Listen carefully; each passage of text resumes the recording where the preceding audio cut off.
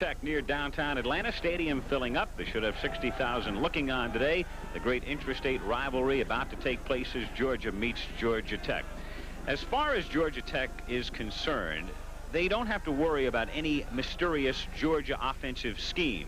The Bulldogs are very basic. About half the time, they will simply give the ball to one man, number 34, Herschel Walker. You'll recall how highly recruited he was, how heralded he was before he'd ever played one college football game. Last year, a super season, finished third in the Heisman balloting. This year, he has even surpassed the numbers he accomplished in 1980. Here he is in action against Florida. As you can see, he is a very, very tough man to bring down. Here, earlier this season against Mississippi. And as you watch him break tackle after tackle, keep in mind that you are looking at a man with world-class sprinter speed, a man who runs the 100 meters in about 10.2, and a man, if he so desires, who could possibly make the 1984 Olympic track team. Not only can Walker run, but for those of you who saw the Florida game a month ago, he can also catch passes. Here, one of 2 touchdown receptions on the day for Walker against the Gators in Jacksonville. When the Bulldogs have the ball deep in their opponent's territory, no mystery here either. Just give it to Herschel, bouncing off a couple of tackles, in for the touchdown earlier this year against Ole Miss. And again here against Florida, what turned out to be the game-winning touchdown in the thrilling victory over the Gators. Here's what Vince Dooley, Walker's coach, thinks about the sensational tailback. When you consider the fact that there's never in the history of the game been an athlete that's been as publicized as much as Herschel Walker as a freshman, and then for him to come back his sophomore year after all of that publicity and after all the teams that set their defenses for him, and then he's running behind basically a young offensive line, and now you consider the fact that he's gone beyond what he did last year in total yardage with still 1 game left, you'd have to say that he's one great football player. There is little doubt about that. You'll recall this past summer, Walker was offered a contract to play pro football in Canada by the Montreal Alouettes. There were a lot of worried people in Athens that Walker would leave, but he opted to remain for his sophomore season. But what about his immediate future after this year? Here's what Walker says. I'm happy with what I'm doing and performing like I do. Like I go out and play because I enjoy competing, not really because of maybe someday I can be rich or maybe someday I can be successful. I go out and do it because it makes me happy. And like whenever, like last year when Montreal offered me the thing, I really didn't care about the money, care about anything. It was most how I feel, and I think this year, if anything comes up like that again, it's going to be how I feel and how I feel about doing it. Do you anticipate Herschel, who's now, of course, at the end of his sophomore year, finishing out the 4 years at Georgia? Well, I hope so. I think he will. I can't speak for Herschel Walker, but I know one thing. I know that the college experience is important to him. He wants an education. He's very serious about it, and he's enjoying college life. He's in a lot of ways, he's a college student, and he likes it. And if I had to guess, I'd think that Herschel Walker will be back at Georgia for the next 2 years to finish his athletic career as well as his academic career. Vince Dooley and every Georgia fan certainly hope so. So it's Walker leading the Bulldogs, ranked 2nd in the nation, against the Yellow Jackets of Georgia Tech. And we'll be back at Grant Field for NCAA college football right after this word from your local stations. ABC Sports presents NCAA college football from Atlanta. Georgia against Georgia Tech. The Georgia Bulldogs, ranked 2nd in the country and led by the great tailback number 34, Herschel Walker. Brute power and strength and speed, hopeful of leading the Bulldogs to a 2nd straight national championship.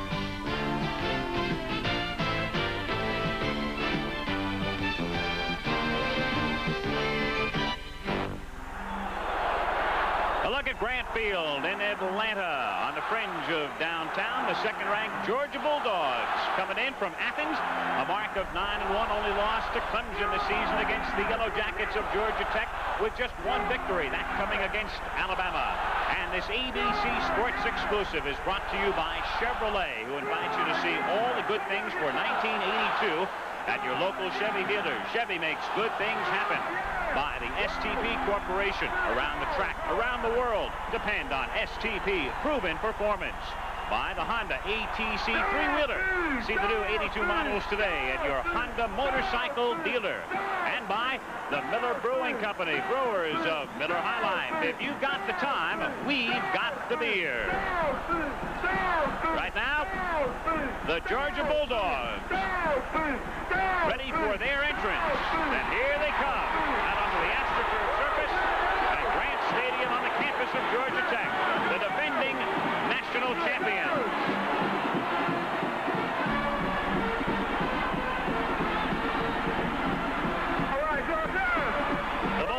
Co-champions of the SEC along with Alabama and Sugar Bowl bound. They'll meet Pittsburgh New Year's night in New Orleans, led by Vince Dooley in his 18th season at the helm.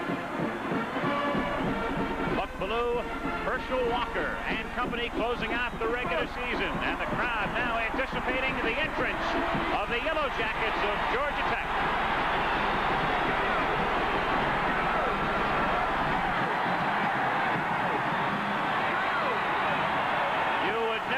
From that reaction that this team has not won a game since early September. A victory against Alabama in the opener, and then 9 consecutive losses and only 2 wins over the past 2 seasons. But a victory over Georgia could make the Tech season. So it's Georgia and Georgia Tech. Temperature in the high 40s, wind out of the north at about 17 miles per hour. These two teams first met back in 1893. As you can see, Georgia with the edge in the series. Last season, in the game played at Athens, it was Georgia winning it by a score of 38-20, and the Bulldogs have won the last 3 meetings between these two schools. And hello again, everyone. Al Michaels joined now by Lee Grosscup. Mentioned at the top of the pregame show, Cupper, that this one would figure to be a mismatch. Georgia is substantially favored by about 3 touchdowns. If you're Tech, what are you thinking about? What do you have to do to stay in the game and have a chance? Well, I think if you're Georgia Tech today, 3 things have got to happen. First of all, they must think about containing Herschel Walker at the line of scrimmage. They've got to get on Herschel Walker right now. They've got to stop him before he can get into the secondary. And secondly, I think we're going to need a great performance out of their quarterback, Mike Kelly. We talked to Mike yesterday, and he says he's 100% now after coming off of a shoulder separation, and he had his greatest game in this very ball game last year. And thirdly, I think that Georgia Tech is going to need some breaks. And so we're going to be watching that turnover statistic today, because I think, as you said, on paper, it looks like a very lopsided game in favor of Georgia. However, traditionally, in this magnificent rivalry, the underdog has fared very well. What does emotion mean in a rivalry like this? Well, I don't think emotion is underrated. I have been involved in some upsets both as a player and also as an announcer. And I think what happens sometimes is that greatness inspires greatness. When you're playing against a great tailback, for example, such as Herschel Walker, a defense sometimes will rise to the occasion and play even beyond their capabilities. And when that happens, I think it's one of the greatest things that ever happens in sports. 60,000 to look on. Grant Field sold out in Atlanta as we get set for the traditional battle between Georgia and Georgia Tech. We'll get it underway right after this. Georgia Bulldogs winning the toss. They'll receive, and they send Herschel Walker back deep. He'll be flanked by Ronnie Stewart, and ready to kick off with the wind momentarily blowing the ball off the tee will be Ron Rice of Georgia Tech. Neither team has played in 3 weeks. They have each had since the 14th of November to prepare for this one. So with the crowd already frenzied, here we go. Georgia against Georgia Tech. The rivalry began in 1893. They kick it in the direction of Walker, but deep enough so that Herschel has no run back. Bulldogs will take over first and 10 at the 20. Buck Bellew is the quarterback. Outstanding. A senior, Ronnie Stewart. Good blocker, decent ball carrier. There, of course, is Walker. Lindsey Scott, hero of the Florida game last year. Their top receiver, Lon Buckler, is the split end. Jimmy Harrell will also see a lot of activity at that spot. First and 10 for the Bulldogs, who will be moving into the wind here in the first period. Bellew, the quarterback. Buck, the big hero in this game in 1978 when he was a freshman. They fake it. for Walker. And going deep down the right sideline, it's Lindsey Scott. Lindsey Scott out in front and all the way 80 yards with no flags. And just like that, 6-0 Georgia. Paul Menegazzi was the man who was beaten, the cornerback. So with Georgia Tech and everybody in the stands, no doubt looking for Walker, they fake it to Herschel, go for the bomb. Play action fake right off the bat, faking to Herschel Walker. Straight fly or up pattern to the most prolific pass receiver in Georgia's history. Lindsey Scott, the man who is the career reception leader for the Dogs. Fly pattern, touchdown. First play from scrimmage. So 10 seconds into the game. Jim Broadway holding for Kevin Butler, attempting the point after. Butler has missed only one this season, a freshman who's done a great job in place of the graduated Rex Robinson. Kicked it through, and with 14:50 to go in the first quarter, the Georgia Bulldogs, hopeful of repeating as national champions on top 7-0 with Scott isolated here. Lindsey Scott is just a bend up, fly, up pattern, whatever you want to call it. It's a foot race between he and the cornerback. And he has beat Menegazzi to the inside. The ball is thrown over his inside shoulder with a nice looping trajectory from quarterback Buck Ballou. And on the initial play from scrimmage, the Dogs jump out 7-zip. Lindsey Scott, it was he who caught the miracle pass last year in the game against Florida in Jacksonville, the 93-yarder that kept Georgia unbeaten at that point. And the Bulldogs, of course, went on to go 11-0 during the regular season and beat Notre Dame in the Sugar Bowl. Kevin Butler to kick off. Butler's 61 kickoffs this season, just 42 have been returned. And dropping back deep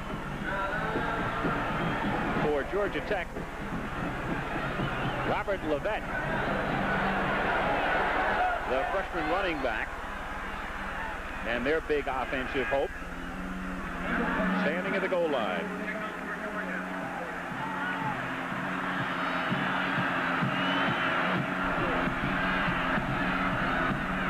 Yards, Ballou to Scott. Deep kick, and Levette letting it bounce in the end zone, so Tech coming out at their 20. Now Mike Kelly hasn't played since the 10th of October because of a separated shoulder. Eddie Fortier is the fullback. There's the key man as far as the ground game is concerned, Levette. Jeff Kiesler, the flanker, number 10, the sophomore, and Kenny Thompson, a senior, the split end. The Yellow Jackets wearing their blue jerseys for the first time in a home game since 1947. Normally they wear white. First time they've been in blue at all since 1962. 19 years ago they wore the blue in a road game at Florida. Kelly the quarterback, first and 10 from the 20. Levette, nice move to the outside, gets out past the 25. They'll spot it at the 27-yard line. They've got Ellis Gardner up front, 258 pounds. Howell just 225.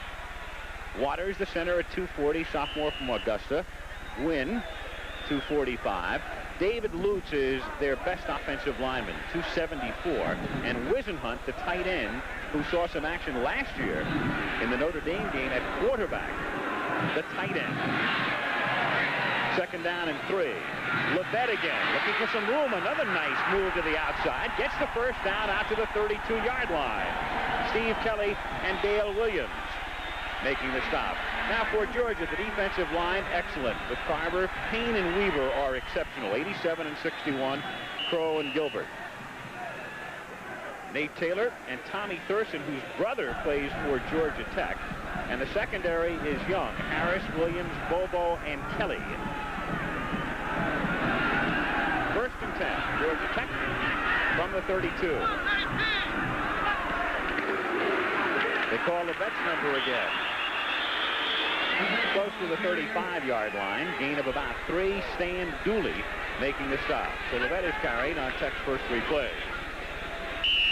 He is really the cornerstone of their offense. Robert Levette, they think, is the most exciting player they have had since Eddie Lee Ivory. and he will probably be the newcomer of the year in the Atlantic Coast Conference based on those numbers. Georgia Tech is now a member of the ACC, though they do not play enough conference teams to qualify for the title until 1983. Yes. Second down, 7 from the 35-yard line. Kelly's first pass is complete to the 47-yard line to Jeff Keesler, the sophomore from Gilbert, South Carolina. Ronnie Harris makes the stop. Georgia, a very good defensive team, especially against the run. If they've been vulnerable this year, they're sort of like Ohio State in the sense they give up a lot of yardage through the air. Keesler on a quick post or slant in route. The ball thrown a little bit behind him, but he reaches back, makes a good catch. And Mike Kelly back in action now for the first time in 6 weeks. Remember, had his greatest game of the year in this ball game last season. 333 yards in that contest. First down, Tech from the 47-yard line. Kelly throwing and nearly intercepted. Number 60, Tommy Thurston, had he held on, had clear sailing. It would have been 14-0. He was trying to throw a quick slant out pattern to his tight end. The motion is to the left. Spread out action by Kelly. He's trying to throw a quick slant out pattern, and there is Tommy Thurston, the leading tackler on the team, who might have had a touchdown interception. Second down, 10.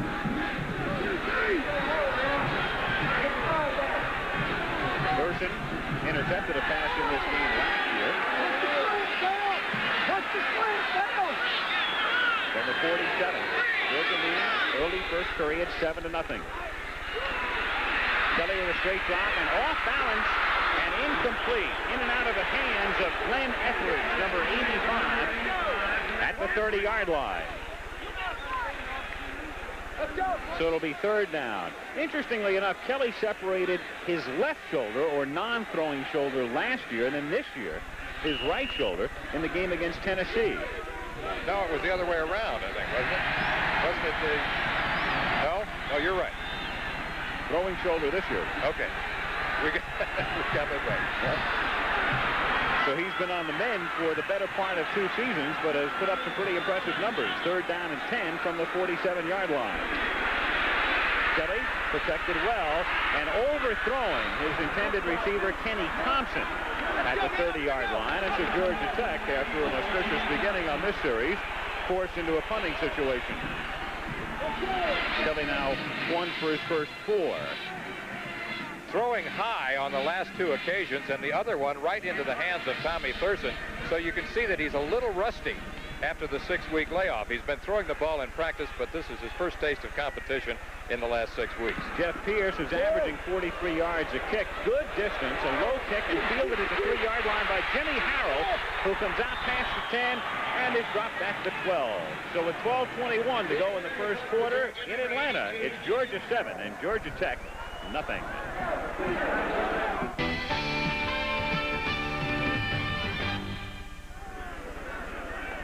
Each team has had the ball once. Georgia with just 1 play, going 80 yards on a Ballou to Scott pass for a touchdown. Tech having given it up, and Georgia with the ball for the second time at the 12-yard line on 1st and 10. With Buck Ballou pitching it to Herschel Walker, looking for some room. Breaks 1 tackle and then runs into a swarm, and down he goes back at the 9-yard line. Lance Skelton, first man to make contact. Dwayne Wood finished him off. So they take care of Herschel for a loss of 3 on carry number 1, second down, 13. This is the type of defense that I was talking about at the very top of the game. They must contain Herschel Walker at the line of scrimmage, play a swarming type defense. I think you'll see a lot of stunning, a lot of blitzing, a lot of different coverages by Tech. Walker goes up the middle and the penalty marker goes down. Gang tackled at the 15-yard line. Lance Skelton at the bottom of the pile, and a penalty flag at the 14. Herschel Walker, last year finishing 3rd in the Heisman balloting to George Rogers and Hugh Green. The penalty is against Georgia for illegal procedure. The Heisman winner for 1981 will be announced tonight, shortly after 7 o'clock Eastern time. Most people seem to feel at this point that Marcus Allen will be the winner. There are 3 prime candidates as you look at Bill Curry, the Tech coach. Illegal procedure. Offense. Second down. Curry with just 2 victories in his first 2 seasons and 1 tie, a tie against Notre Dame last year. But the 3 prime candidates we were talking about for the Heisman, Allen, Walker, Jim McMahon out of Brigham Young. Second down, 16 as Walker gets out past the 10 and fights his way forward to the 13-yard line. Very close to the original line of scrimmage. Robert Horton making the stop. Georgia has a very simple offense, very quarterback, tailback oriented, and Vince Dooley told us yesterday that basically what they like to do is that they like to go Herschel right, Herschel left, and Herschel up the middle. And occasionally on the receiving end, as he proved so adept at accomplishing in the game against Florida when he caught 2 touchdown passes. Third down, 9 from the 13. Ballou off the play fake, scrambling. Past the 15, a nice move at the 20, and he picks up the first down, getting out to the 24-yard line. Robert Horton making the tackle. Buck Ballou, a fellow who would get a whole lot more publicity, obviously, if he were not in the same backfield with Walker. I think Buck Ballou is an exceptional athlete. I've liked him ever since his freshman year. This is one of the things that he does so well. He is a good scrambler, very much like another former Georgia quarterback who was not rated very highly by the professional scouts, a fellow by the name of Francis Tarkenton, a colleague of ours who threw for over 47,000 yards in the pros. Walker gets out past the 30. And out of bounds with a marker thrown. Some contact made as he went out of bounds near the 37-yard line. And tempers flare. Sammy Brown was the man who forced him out. And we're going to get a personal foul call against Georgia Tech. It'll be against Sammy Brown. We'll see it on the replay. Herschel Walker on the power pitch, one of his favorite plays. Let's see the late hit along the sideline. I saw 2 late hits. Yeah, little doubt about that.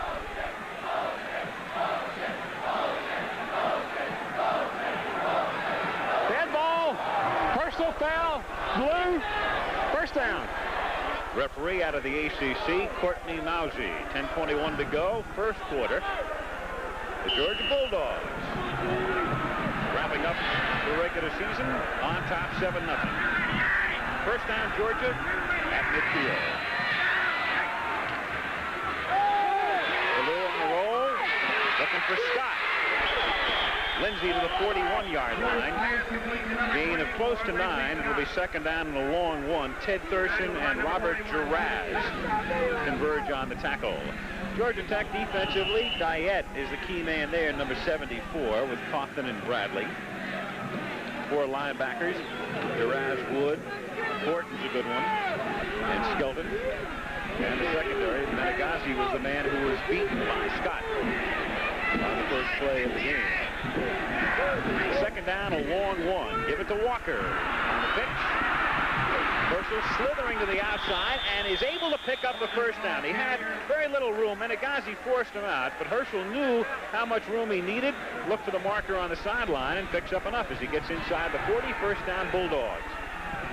Some people have said that Herschel is running a little more tentatively this year, and I think that's a little misleading because you have to remember that they lost 4 of 5 offensive linemen. As a result of that, they're running him on more delayed type runs, and he's looking for the crease. He's always looking for that open area.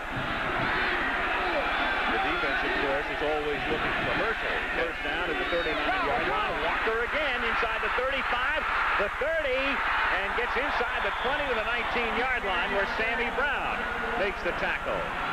Oh, is he quick. Just as I was saying, he was not too tentative that time. They ran him for him. They ran the lead draw. This is the lead draw, which is one of their good plays. Herschel Walker cutting back to the open area. You see some of the acceleration that so characterizes his style of play. Good blocking up front. He doesn't see that much room that often. Right. First down from the 19-yard line with Scott in motion. First man through is Stewart. And Stewart, despite a slight mix-up on the handoff, is able to exploit it down to the 12-yard line. A little bit of mistiming in there, but nonetheless a 7-yard pickup. No, that wasn't. That was not a broken play. What they were doing, they faked the pitch to Herschel, and they handed the ball to Stewart. That's actually the only play that the fullback has. Ballou getting in close to him as he gave it to him. Yeah. Second down and 3 from the 12-yard line. Walker has the first down and looking for the touchdown, but is run out of bounds at the 2 by Sammy Brown, number 21. Walker, by the way, on this drive has set a new Southeastern Conference single-season rushing mark. Here's the blast or isolation play. It's sheer power right here by Herschel Walker as he breaks a tackle at the line of scrimmage, breaks 2 more tackles in the secondary. 6'2", 220 pounds, and as you said at the top of the show, a world-class sprinter. He's already gained 50 yards today on 6 carries, looking for the touchdown here, makes it look very, very easy. And it's 13-0 Georgia. Barry Young, number 38, providing the block that gave Walker what amounts to, at that point on the field, a very big hole. So the Bulldogs go 80 yards on 1 play on their first series and move all the way down the field here the second time they have the ball as they shred the Tech defense and lead 13-0 with Kevin Butler kicking out of the hold of Jim Broadway.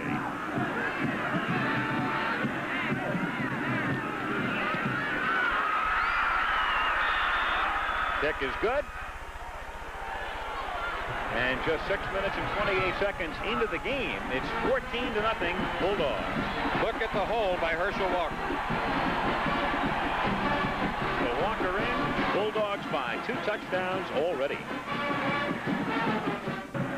That last touchdown by Herschel Walker sets a new school record. Most touchdowns in a season, 17. Most points in a season, 102. Both marks were held by former Heisman Trophy winner Frankie Sinkwich, who did it in 1942. So 14-0 Georgia, with Butler's kick taking just inside the boundary at the 17-yard line and brought out to the 20-yard line.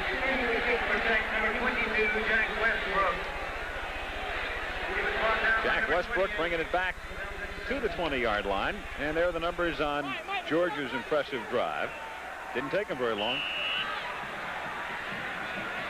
88 yards, 3:49. We have 8:28 to go, first quarter. Tech with the ball and already down 14-0. Wisenhunt, the tight end, sitting up on the right side. Levette out to the 27-yard line. Levette was very highly recruited, high school star here in Georgia. The Bulldogs recruited Levette, but the problem is when you've got a Herschel Walker in the backfield, it's tough to entice a good high school player to come because you're not going to see the ball that much. We wouldn't see it at all for at least 2 years. That's right, unless Herschel got hurt. Next to Herschel, however, his high school stats are the best in Georgia history. Both of them had over 6,000 yards in their high school careers. Second down, 4. Levette again, behind Fortier. First down as he gets it out to the 34-yard line. Steve Kelly, number 23, who was in on 24 tackles in the Auburn game 3 weeks ago, made the stop. We saw the veer option that time. Georgia Tech is a true multiple offense team. When I was playing for Jack Curtis at the University of Utah back in 1957, he called our offense a smorgasbord offense because it showed you a little bit of everything. Bill Curry is that kind of coach. He'll show you the veer, he'll show you the wishbone, he'll show you the eye, he'll show you split backs, wide receivers, motion, a little bit of everything. First and 10 from the 34-yard line. Levette's picked up 29 yards on 5 carries, and after the short drop, the pass complete out to the 40-yard line to Kenny Thompson, who's then driven back, forward progress out to the 40. Little scuffling going on after the tackle, but no flag. Gain of 7. It'll be second down and 3. That is a rarity. They don't throw to their split end that often. Actually, Levette has been the leading receiver on the team with 41 catches. Other than that, they have thrown more to their tight ends. Second down, 3. Ball at the 41. Georgia leading 14-0 in the first quarter. Levette, short of a first down, getting out to the 43. Nate Taylor and Freddie Gilbert converge on the stop. So it'll be 3rd down and inches. There is the all-time mascot. Just love him. Uga. This is Uga 4 in his first season. We got to meet him this morning. Yep, saw him walking around the lobby.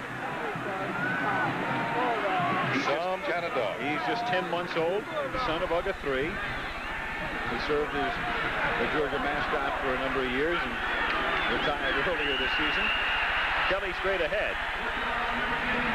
Getting out to the 45-yard line behind Schultz and picking up the first down.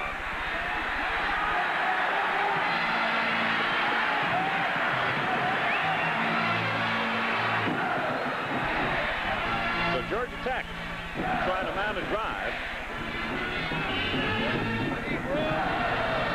They got off to an impressive start on their first drive, if you tuned in late, then were forced to punt. Georgia, meanwhile, has scored on its first 2 possessions. 1st and 10 Tech from the 45-yard line.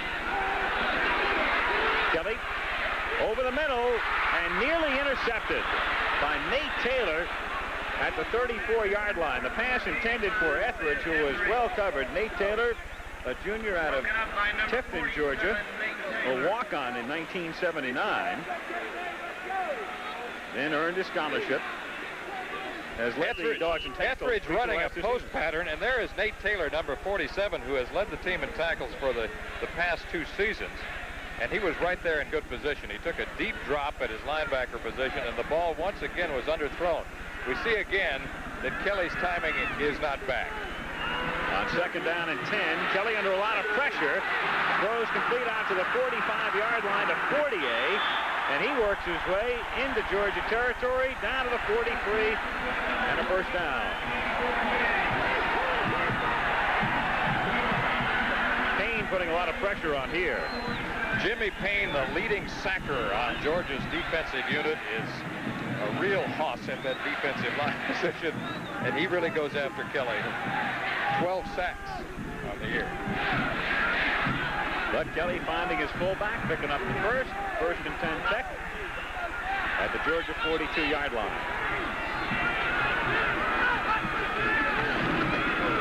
Levette straight ahead. Gets to the 39-yard line where Eddie Weaver, number 61, a senior from Haines City, Florida, shot putter on the Georgia track team. He made the stop. 819 yards for Levette coming into today's game, an 81.9-yard per game average. That is the best mark of a freshman in Georgia Tech's history. We mentioned earlier they think that he might be the most exciting back that they've had since Eddie Lee Ivory. We saw him in 1978.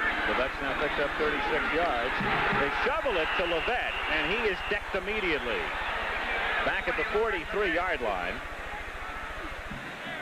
Number 47, Nate Taylor, made the initial contact. So a little trickery, but it doesn't fool the Dogs. Taylor led the team in tackles in 79 and 80. Tommy Thurston is the man who leads the team in tackles right now. And his brother plays for Georgia Tech. 3rd down 10 from the 43. Levette is slotted this time and sent into the pattern. Kelly gets blindsided. And the Bulldogs have it. At the 50-yard line, Steve Kelly coming down with it. Freddie Gilbert was the man who got Kelly from behind. With his arm coming forward, the ball going into the air, and Kelly with a pick. So Georgia has it near midfield with 3:30 to go in the period. It's 14-0 Georgia. Next. Steve Kelly, who was a tailback and the most valuable player in this game 2 years ago, came up with a key defensive effort moments ago. Watch the pressure applied by Freddie Gilbert on the blind side of Mike Kelly. There's the sack right there. Steve Kelly, number 23, great interception. And they give it to Walker as the begin their third series. He gets over the 50 into Tech territory where Lance Skelton and Marvin Diet push him back. Gain of 3 for Herschel. And it'll be 2nd down and 7. Georgia Bulldogs 9-1 this season. The only loss in their 3rd game of the year to #1 ranked Clemson. Barry Young now the fullback, 38. Take it to Walker. Ballou scrambling but losing yardage. Back to his own 49-yard line. Donnie Chisholm, number 57, a freshman out of Miami, Florida. Making the tackle back at the 49-yard line. Loss of 2. It'll be 3rd down and 9. Third and obvious pass situation. In these situations, they have thrown the ball 70 to 80% of the time, mostly from some type of sprint out action. Instead, they give it to Walker. And Herschel looking for the first down. Has it. Gets inside the 40 to the 36-yard line. So they split Buckler, they split Scott, and they give it to Walker, and he gets the first down. Stopped by Ted Thurston at the 36-yard line. I normally don't think the draw play is a good call on 3rd and long yardage, but if I had Herschel Walker as my tailback, I would change my mind about it. There's a great effort. He starts to the inside, takes it to the outside. Again, you see the acceleration and his ability to break tackles in the open field. 70 yards already for Walker on 9 carries. Here's his 10. Makes his own hole, gets inside the 30 and wrapped up at the 27-yard line, close to a 9-yard pickup. Mark Sheffield in on the stop with 1:40 to go in the first quarter.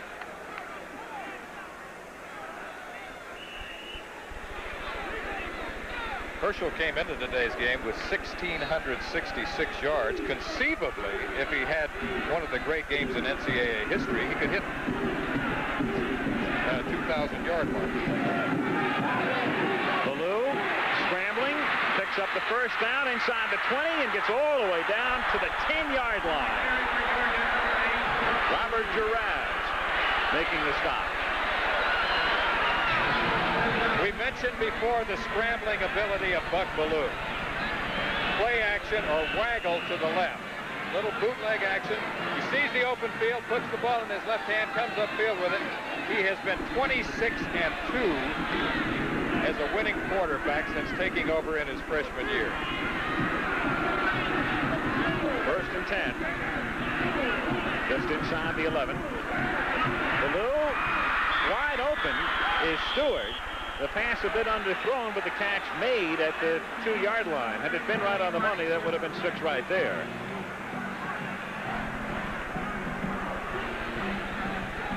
It'll be 2nd down and about 2 for the first down and 3 for the touchdown.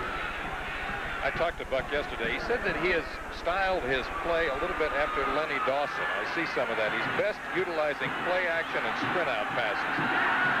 Power eye on 2nd and 2. Here's Herschel. And Herschel bumping his way forward. They'll spot it inside the 1. And that could be a first down as they line it up. Clock momentarily stopped with 12 seconds to go in the quarter. And they'll bring in the chains and measure.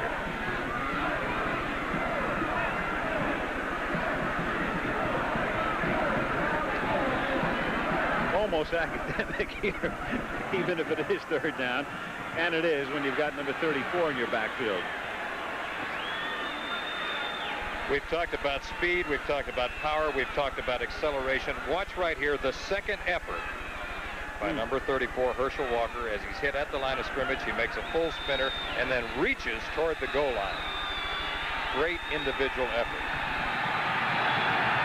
So 3rd down and about an inch inside the 1.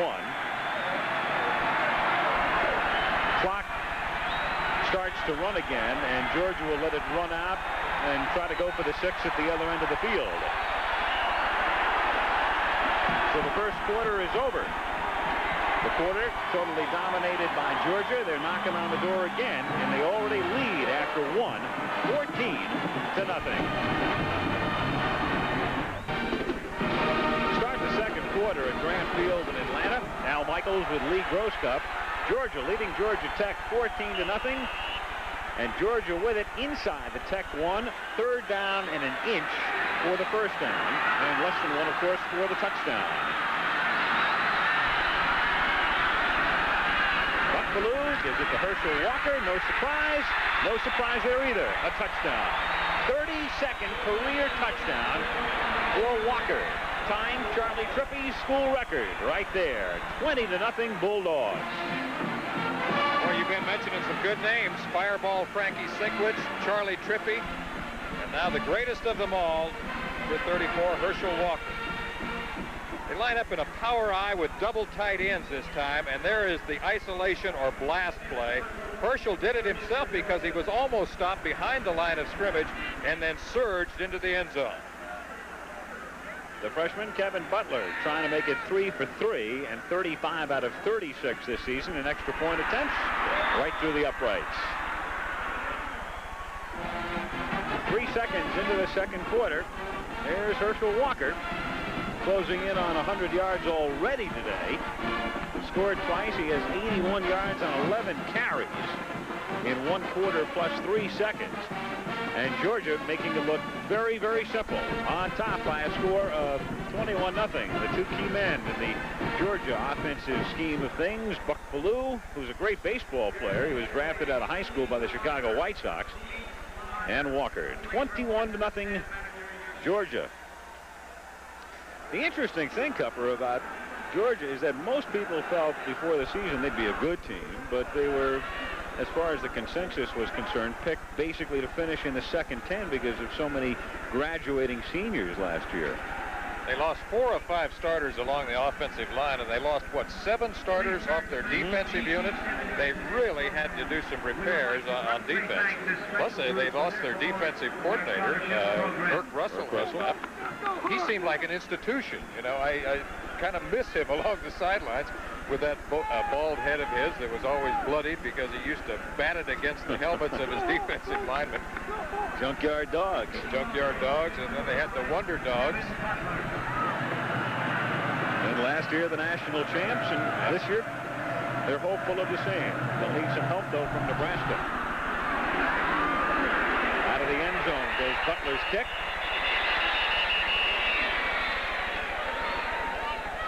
Aided by the wind. And we'll take a look at the numbers through the first 15 minutes. Surprisingly, in time of possession, the bottom line is very misleading. But here's what really tells the story is right in the middle there, you see the total yards, 198 to 64. The domination by the Dogs. 2 great drives particularly. First down. And the pass to be thrown by Jim Bob Taylor, who was lined up as a flanker and incomplete at the 40-yard line. Taylor is a quarterback by trade. Lined up wide to the left and intended for Levette. I love these gadget plays. Jim Bob Taylor, a transfer from SMU. I covered him at SMU in 1979. He lined up as a flanker. The ball was thrown out to him, a long lateral, and he tries to get the ball down to Levette, number 20, who came out of the backfield from his tailback position, swung way down there.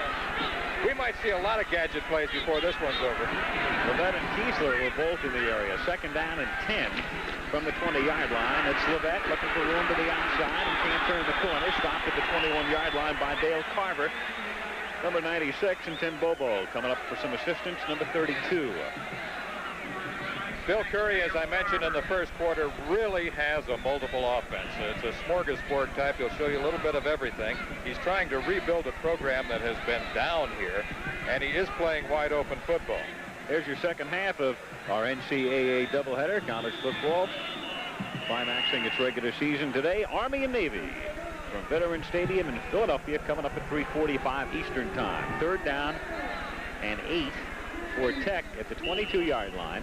Early second quarter, Georgia favored by 3 touchdowns coming in and leading by 3 right now, 21-0.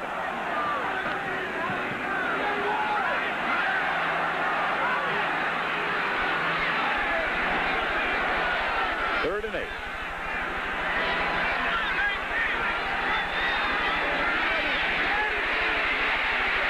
Kelly stepping up and throwing over the middle and complete out to the 36-yard line to Jeff Kiesler, number 10. A first down. Dale Williams with the coverage. Kelly looks like he's regaining the feel of the pocket now. His timing was off in the first quarter. Kiesler, the wide receiver on the left, is going to be running a deep crossing pattern from left to right. And he's running underneath the zone coverage. Now that's more the timing that Kelly needs. 1st and 10, Georgia Tech at the 36. Whisenhunt in motion. And Kelly looking Whisenhunt's way and throwing it behind him at the 46-yard line with Dale Williams covering 1-9, blanketing the other. Kelly is now 5 out of 11 for 40 yards. 2nd and 10.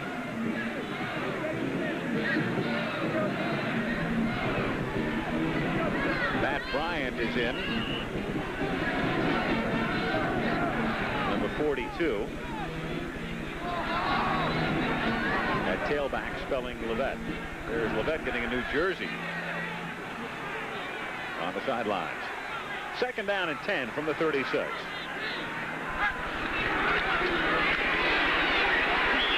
.48. Progress takes him out to the 38-yard line. Pushed back by Tommy Thurston and Stan Dooley. 3rd and 8 from the 38. Here's some of the action along the defensive line. Thurston is the man who comes up from his linebacker position. Look at the numbers on him. 126 tackles from his outside linebacker position. Levette has his new jersey and is back in. On 3rd and 8. Kelly setting up. Flag is thrown. And it's out of bounds at the 36-yard line. Intended for Kenny Thompson. Marker is down back at the 34. Holding is the call against Georgia Tech.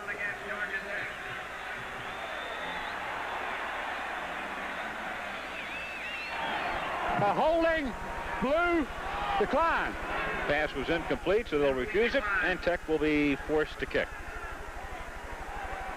Bright sunshiny day, but very chilly in Atlanta. Temperature this morning getting down close to the 30-degree mark. Right now we're in the mid to upper 40s with Jeff Pierce in to kick. Averaging 43 yards a kick this season, as long as 62.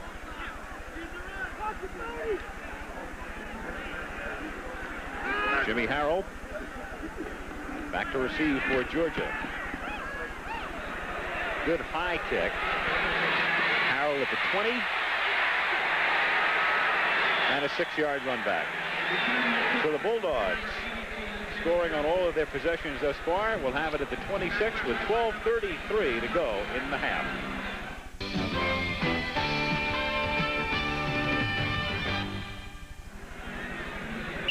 Georgia 21, Georgia Tech nothing, with 12:33 remaining in the first half at Grant Field in Atlanta. The Bulldogs with it, 1st and 10. Starting this drive from the 26-yard line. Herschel Walker has already scored twice today, 18 touchdowns on the season. And Walker this time for a minimal gain. Wally Coffin making the stop. 2 touchdowns today for Walker. Another mark he has tied today would be the Southeastern Conference mark for most touchdowns in a season. Record held by Tommy Durrance of Florida, who scored 18 back in 1969. 2nd down 9. Ballou protected well, finds Walker at the 31.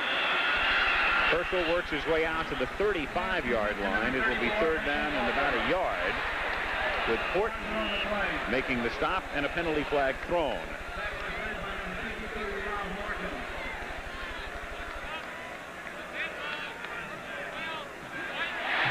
Dead ball foul and a personal foul against the Bulldogs.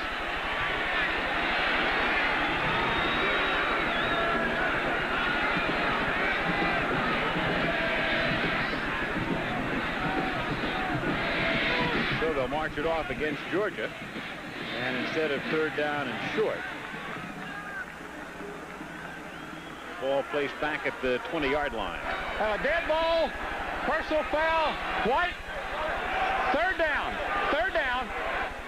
And it's 3rd down and 16 now. Buck Bellew now 4 for 4 in the passing department, 104 yards, off to a good start. He needs 2 more touchdown passes to surpass the school record held by Johnny Roush. Already thrown one today to Lindsey Scott, who is split wide to the right. They get to Walker. Bellew looking for Scott, and Lindsey going up in the air and making a great catch at the 40 and tackled from behind at the 30-yard line. He took it away from Thurston.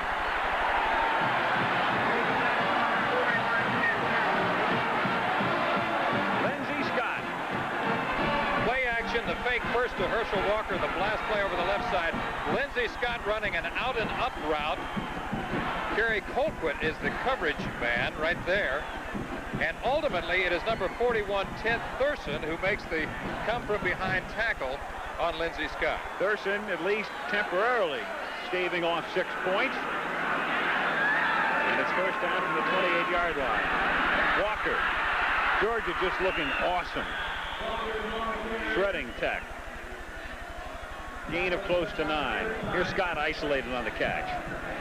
It's basically the same route he ran on the first scrimmage play. It's an up pattern. He goes to the inside of the coverage. Here's Colquitt right there. The coverage is there. He was the deep man in the secondary. Now watch a good effort by number 41, Tommy Ted Thurston, coming up to make the tackle. Scott's caught 3 balls today for 140 yards. 2nd down, inches from the 19-yard line. And it's not Walker this time, but Stewart instead, who gets inside the 5 and all the way down to the 2-yard line. One thing about Georgia, a lot of folks around the country know, of course, about Walker, but you've got people like Bellew, like Scott, and like this fella, Stewart, who would be a pretty good back and get a lot of publicity somewhere else. He could be a tailback at any other school, probably in the conference. He's 5'10" and 205 pounds, a real human bowling ball type who is hard to bring down. He's primarily a lead blocker for Herschel, but he's very effective at times as a tough tackle-to-tackle runner. Send Stewart in motion this time. Walker looking for touchdown number 3. He's got the hat trick. Wrong sport. 27-0. And we have played less than 20 minutes. Double tight end offense once again. The motion goes left. Herschel Walker gets the ball on the blast or isolation play. He starts off tackle, but the individual effort we have seen so many times this season, he takes the ball to the outside and hurries into the end zone. Kevin Butler.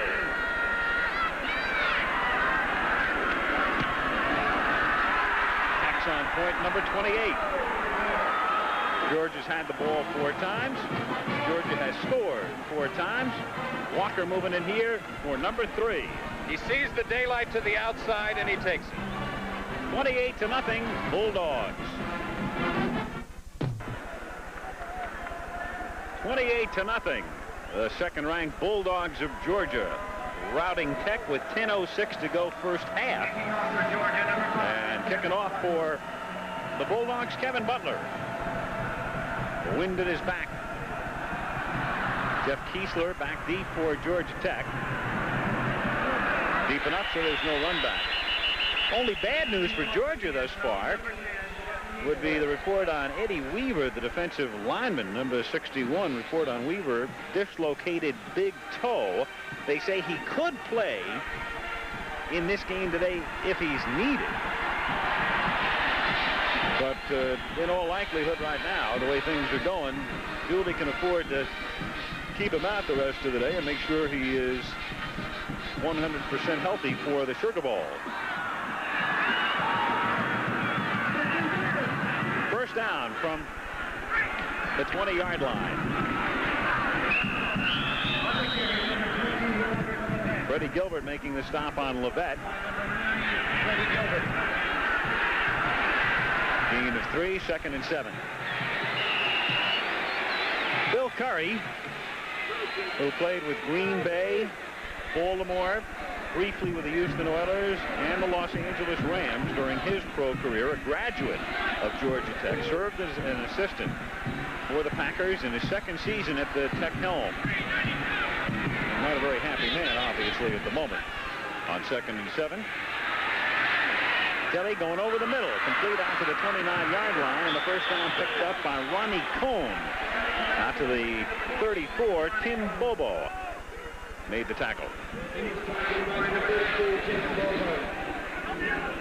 Good action that time by Kelly, throwing to his back Cohn, who has been a leading rusher for Tech at times.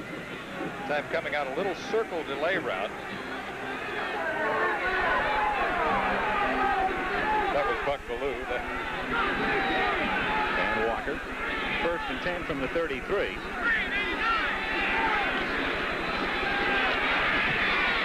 Kelly out to the 39-yard line to Glenn Etheridge.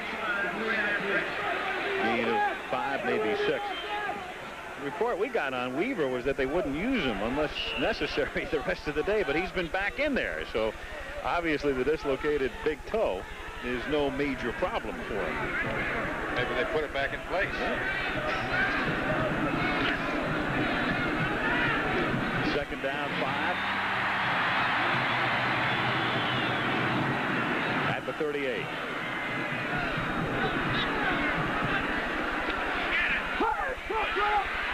Kelly finding Wisenhunt.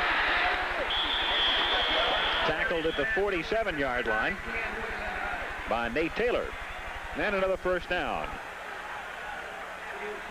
Georgia Tech able to move on each of its drives early, but then bogging down seemingly.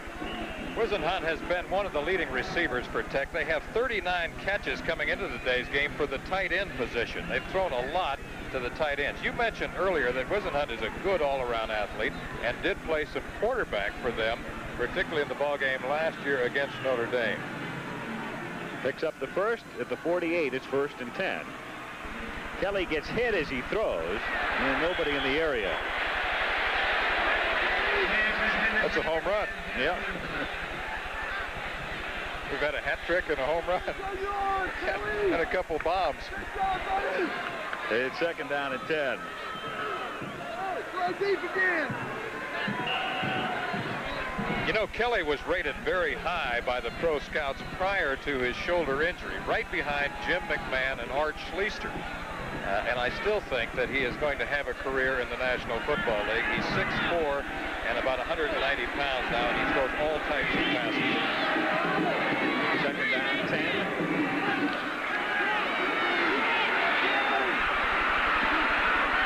Kelly to the 35-yard line to Gary Wilkins. And a first down. So Georgia Tech with 3 first downs on this drive. This is another factor that influences pro scouts. It's called escape dimension. He makes a quick move to the outside to get out of trouble, sets up again, and throws this ball with a lot of authority. Here is Gary Wilkins on the receiving end of that pass to the sideline. 1st and 10 from the 35-yard line.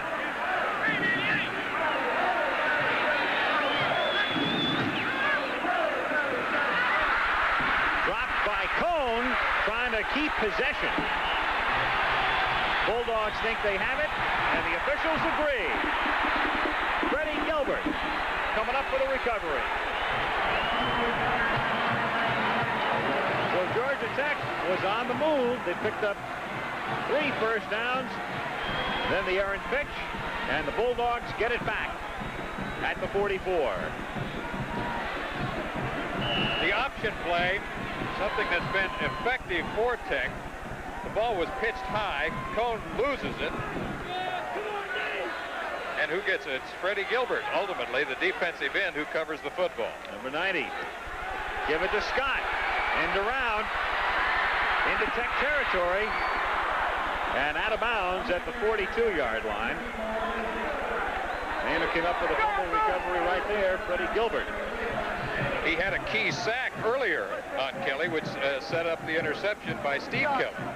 By the way, communication we got from the bench earlier said Eddie Weaver with the dislocated toe, which we reported on. Now we get the word it's Mike Weaver. Mike Weaver. Cleared it up. Eddie's brother, the offensive guard, number 63. Not Meat Cleaver. Exactly. First down from the 42-yard line. Stewart bunched up at the 40. Gets a couple. Second down and 8 upcoming with 7 minutes and 17 seconds to go in the first half, and Georgia leading it 28-0. We've got two brother acts out here today, the Weavers and the Thursons. One Thurston on each side. And this is the first half of our NCAA doubleheader coming up from Philadelphia. Rivalry that began back in 1890. Army and Navy on second down. It's Scott. Out of bounds at the 33-yard line, shy of the first down. It'll be third down and about a yard. Scott driven out by Menegazi. That has been far and away Lindsey Scott's favorite route. The sideline, square out, out pattern, whatever you want to call it. It simply boils down to a little one-on-one confrontation with a cornerback. It's the type of timing route that once it's perfected, it's almost impossible to stop it. Third down, inches. Walker. There's a penalty flag down. Thurston making the stop, and a marker is down at the 31-yard line. He was stopped by number 41, Kent Thurston, and number 52, Ronald Walker. The holding call against the Bulldogs. Holding is called against Georgia.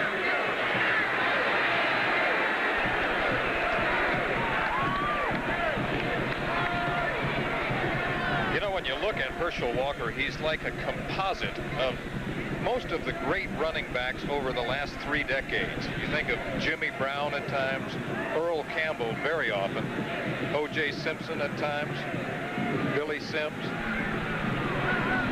Holding, offense, third down. Right, that's the most frequent comparison is made with Campbell. Yes. He's got tremendous power, strength, sprinter speed.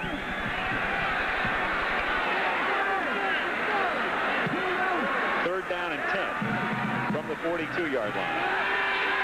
Ballou to the 35 to Stewart. Hit hard and dropped about 3 yards shy of the first down by Lance Skelton. So for the first time, Georgia's coming up with a fourth down here. Georgia calls this waggle or boot action, where the quarterback is going away from the flow of the remaining backs, and this time he finds fullback Ronnie Stewart running a flat pattern.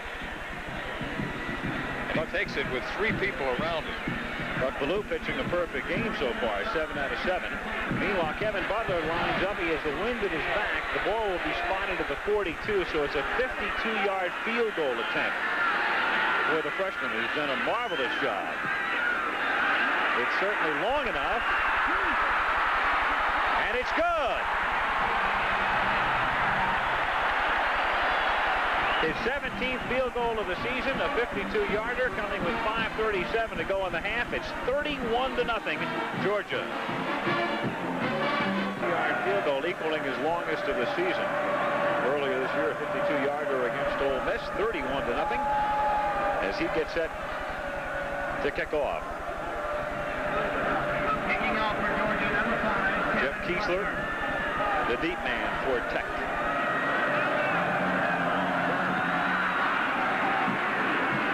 Another beauty, another non-run back. The Georgia Bulldogs, 5 possessions, 4 touchdowns, and a field goal. Georgia Tech starts every drive with a couple of first downs and then misery. That's been the story thus far. I'm going to go back once again to the timing of Mike Kelly. 6 weeks away from the action is tough. But he's a good one. Highly regarded by the pro scouts. They think he'll go in the first couple of rounds. Coach for Georgia Tech. First and 10 from the 20-yard line. Kelly over to Lovett. Has some room. tackle down at the 29-yard line. And Bobo made the stop. 2nd down and 1. Levette was the leading receiver on Tech's team as well as their leading rusher, and was really one of the best all-purpose players they have had in a long time. He's also been very effective this season on returns. 2nd and 1. Back to the short side. Dropped out at the 33-yard line by Eddie Weaver, number 61. Under 5 minutes to go in the half now. What really characterizes Levette more than anything else are his quick feet. Now watch this play and the hard dive play have been his most effective. He's best when he's cutting back. You see this? 2 cutbacks right there, and you see that he runs bigger than the typical 185-pound tailback.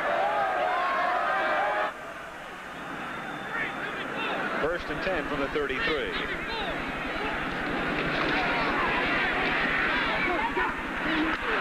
That's Darrell Norton, number 1, with a nice move. Out to midfield. Dale Carver made the stop. Darrell Norton, a freshman from here in Atlanta, just 151 pounds, 5 feet 8. Again, Kelly has the team on the move. He's throwing to his flanker, Norton, on a square out or out pattern. And he makes a good move right there and takes the ball back to the inside, breaks 2 tackles, and is finally brought down after the 1st down. 16-yard game, ball at the 49-yard line, 4:10 to go in the half. Georgia leading 31-0.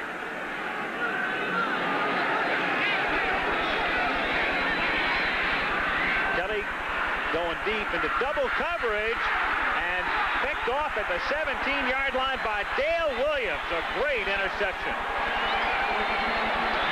Kenny Thompson, the intended receiver, but Williams back there for the pickoff.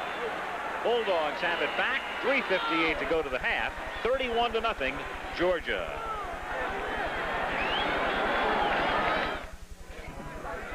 Dale Williams, number 9, the right cornerback for Georgia, made an incredible interception moments ago. That is 2nd of the year. Now Kelly throws the ball into coverage. He's trying to get the ball to his split end number 84, Kenny Thompson. And you see both Kelly and Williams are covering Thompson. His tight end was open. I think if he had looked to the middle of the field, he would have found an open target. 1st down, Georgia, just outside the 17-yard line. Here's Herschel. A big cheer goes up. Why not? When you're down by 31, you look for anything to yell about. Lance Skelton and Dwayne Wood forcing the issue. Dwayne Wood set a record number of tackles last season. He had 171 total tackles. That's an amazing number. Divided by 11, about 15 a game. Up 16. There he is. Walker losing 3, 2nd down and 13. It's Lindsey Scott in motion. And a whistle. Something had come out of the stands. So they clear the debris. And the clock starts up again. That much time remaining in the 2nd quarter. 31-0 Georgia. Scott in motion. Ballou on a roll. Buck out past the 30. Down he goes at the 33-yard line. First down, Mark Sheffield. He was forced out of bounds. Running him out. 36, Mark Sheffield. Buck Ballou, as we've said before, is a smart quarterback, a winning quarterback. Now he makes a decision as he gets to the corner right here. He sees that the flood pattern, all of his receivers are covered, so he makes a little move to the outside. And I think if he wants to play in the National Football League, he's going to learn how to run out of bounds or do a hook slide. First down from the 33-yard line to the 50-yard line to Clarence Kay. And out of bounds at that spot, stopping the clock with 2:59 remaining in the half. Clarence Kay and Norris Brown are a couple of outstanding tight ends for Georgia, and they have been most effective on this route. It's the out pattern, coming from the left tight end spot to the sideline, and you saw his left foot step out of bounds right after the catch. Buck Bellew now 8 out of 8 for 188 yards. First down from midfield. It's Herschel Walker to the 45, to the 40, to the 35-yard line.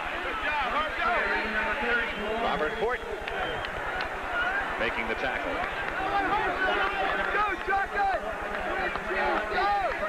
Spotted just inside the 36, first down. Herschel has not really broken the long runs that he had in 1980, but he has accumulated more yardage than he had last year at this time. 1,666 yards coming into today's game. What does he have now? 106. All right. After that last rush, 17 carries. Bellew with the fake, under some heat, going down the near side and out of bounds. Pass intended for Lon Buckler at the 12-yard line. It'll be second down and 10. Our graphics, as you can tell, color-wise anyway, not up to normal standards today. We apologize as we're working on that. Second down and 10. Coming up, Monday Night Football from the Oakland-Alameda County Coliseum. Day after tomorrow, Pittsburgh Steelers taking on the Oakland Raiders. Meanwhile, Georgia will take a timeout here on second down and 10 from the 36. Last year's NCAA Coach of the Year right there. Vince Dooley, 18th season. He's low-key, mild-mannered. Dooley and his team did one thing this week. They've become very adept at that. You don't want to do anything to incite your opponent. Of course, everybody gathers around Dooley and says, well, what about Georgia Tech? They're 1-9, and you look for something, if you're Georgia Tech, to inspire you. You look for a comment that indicates that you're not a very good team. But Dooley's been through this before, and he did nothing to upset Tech. Well, he has a great respect for this rivalry. And historically, it has been a marvelous. I think my two favorite all-time games in all the years that I have been with ABC are the 1971 Georgia Tech game and the 1978 Georgia Tech game that you and I covered. I think perhaps that game is the finest in college football history. Unbelievable game. Georgia coming from behind to win at 29-28 when Bellew was a freshman. On second and 10, a flag goes down, as does Bellew. Back at the 47-yard line. Just prior to the inception of that play, Georgia had picked up 375 yards in total offense today. Talk about balance, 187 on the ground, 188 in the air. Hands on the white, the big decline, third down. Third down.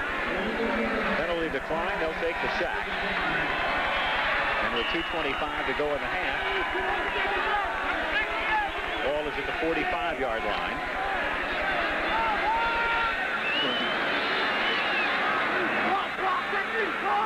Third and 19.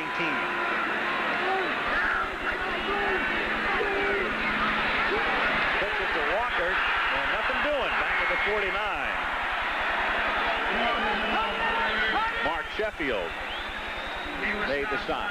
So for the first time in the half, Tech is able to keep the Bulldogs in check.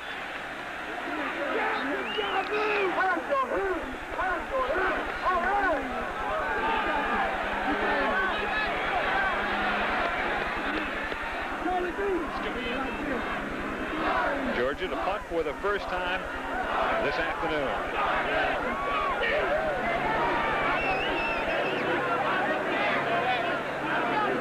Dropping back deep, Jack Westbrook.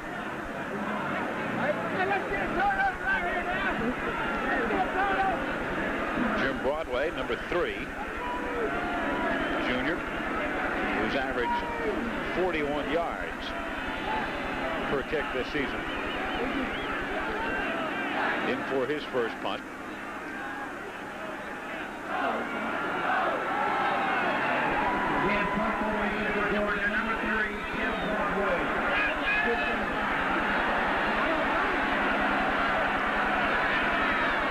Breeze at his back.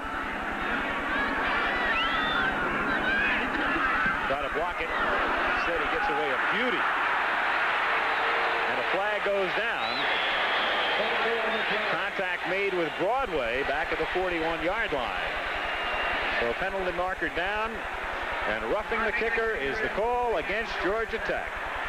Tom Stanfill, I believe, was the man who made the contact with Broadway, number 83.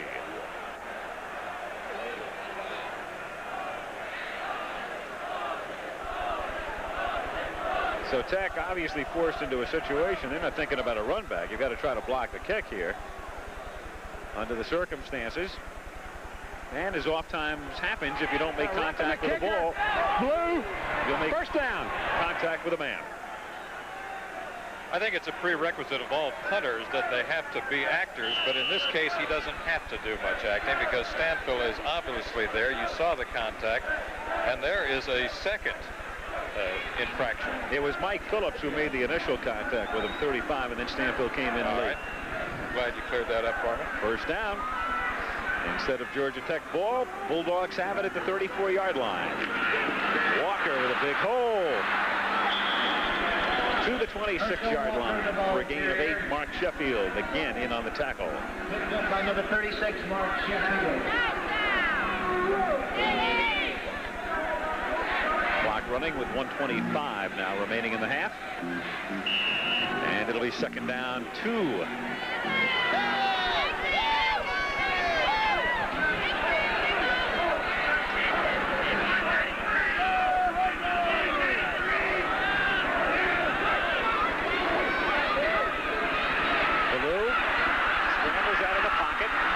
Up the first down, then almost gave it up as he started to move backwards. We'll see where they spot it as the official lines it up close to the first down marker, and Buck does have it.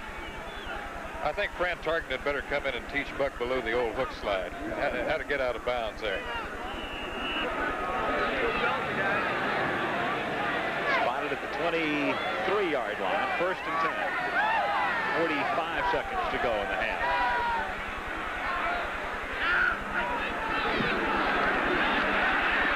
Bellew to the end zone and broken up at the last moment, intended for Norris Brown. Mark Sheffield, who's been all over the joint, number 36, in on several tackles in the last few minutes, was the man who broke the play up. Norris Brown is a good tight end with about 4.6, 4.7 speed in the 40-yard dash. He's running an out-and-up route here from his tight end position. Now, it's just a little sprint out to the left. Buck Bellew is trying to throw the ball with a looping trajectory to the corner of the end zone. He is a little late with the ball and a little short. That makes him 8 of 10 in the passing department for 188 yards on the day. On second and 10. Bellew looking for Lindsey Scott, and it's broken up at the 5-yard line by Sammy Brown. That's good coverage by Sammy Brown. Lindsey Scott down and out. His favorite route by far. That's perfect coverage in the secondary by number 21, Sammy Brown. Third down and 10, 27 seconds to go, first half. Georgia with the ball and leading 31-0. Bellew was 8 for his first 8, now 0 for his last 3. Flag thrown. And Bellew is wrapped up at the 29-yard line by Mark Bradley with 21 seconds remaining in the half. Motion call against Georgia.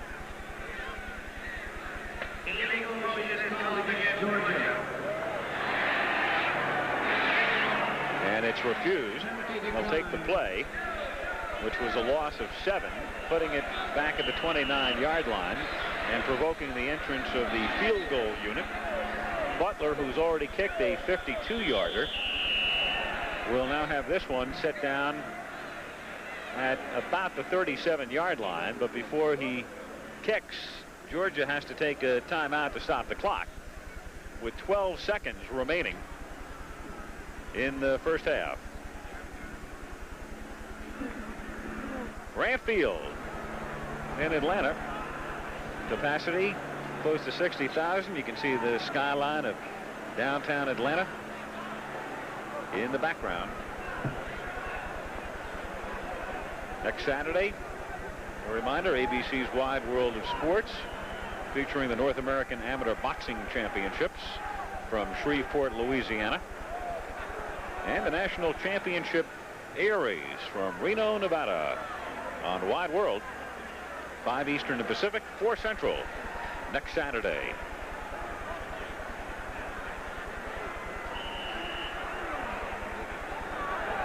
Jim Broadway, the punter, to do the holding. They will spot it at the 36-yard line, so a 46-yard attempt. Breeze at his back.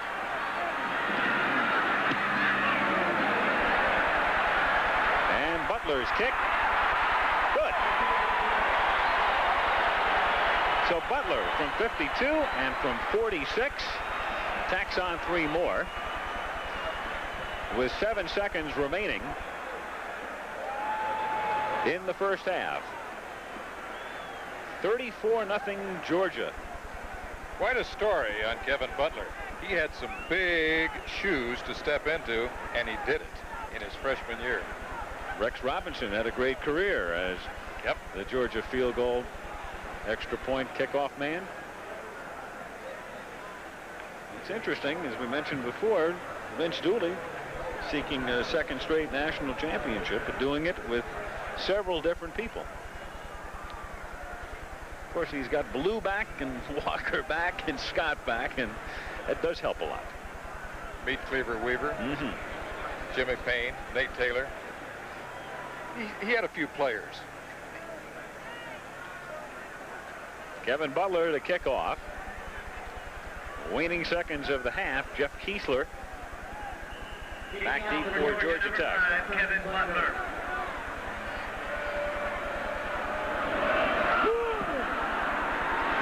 Butler putting that one out of the end zone. A penalty marker is down, however, at the 40-yard line, indicating that Georgia may very well have been offside. Got offsides on the kicking team. Somebody coming across before Butler put it in the air. So Kevin will get another chance to put one through the end zone. Something he's done with regularity throughout the day thus far.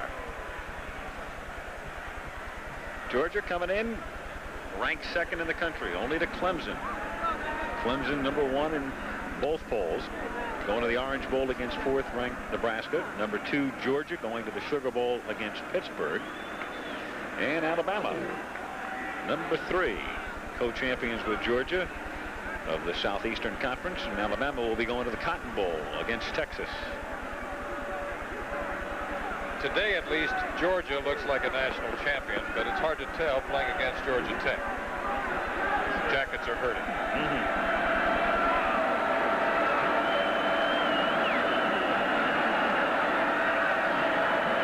Butler from the 35 this time. Makes no difference. Instant replay.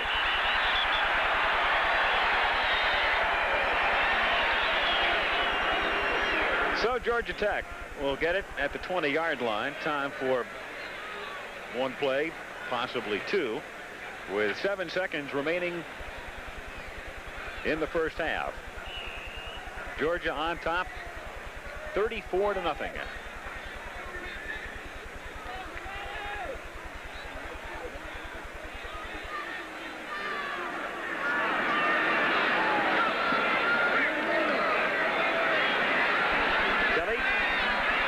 Going deep, and only white shirts are down there, and it's intercepted at the 39-yard line by Charlie Dean, reserve defensive back, who's out of bounds, and the clock has run out. So the first half is over, mercifully, for Georgia Tech. Bulldogs on top 34-0. And we'll be back with today's halftime activities after this message about an upcoming show on ABC and a word from your local stations. Who's made a habit of putting it into the end zone today. We'll get the second half underway. Jeff Kiesler. The word from your local stations. Who's made a habit of putting it into the end zone today. We'll get the second half underway. Jeff Kiesler deep to receive for Georgia Tech. Wind at his back. And Butler does it again. Georgia Tech coming out to start things here in the second half at the 20-yard line. Take a look at Tech offensively. Kelly, the quarterback, Fortier and Levette, the running backs. Kiesler and Thompson, the wideouts. And the fellows up front.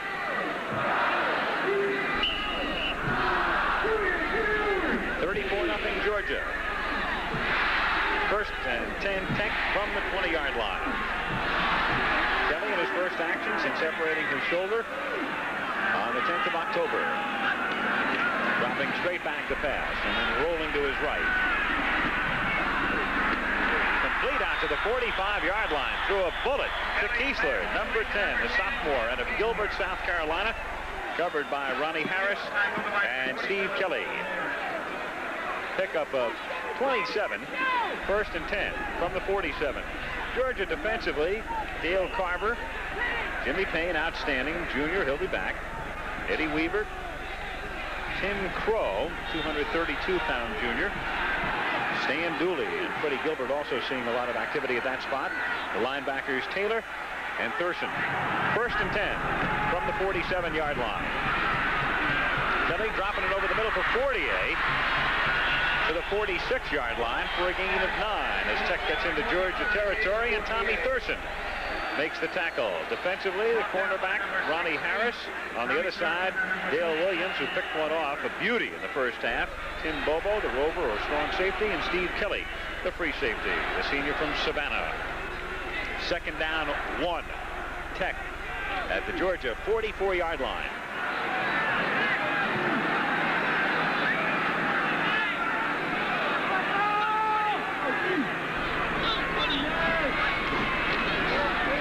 Fake to Levette. Over the middle for the first down.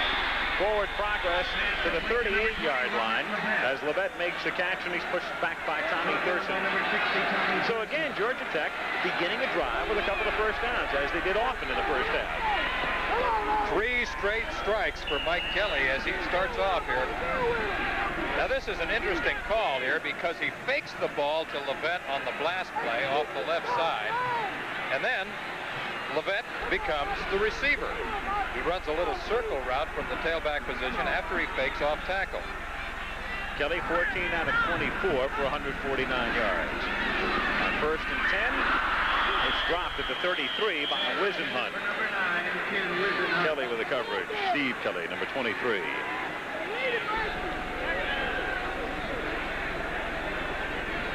Wisenhunt, the tight end, is in a flex position this time. He runs a little slant out pattern.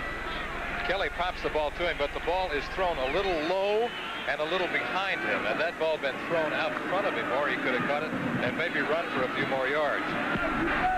Second and 10.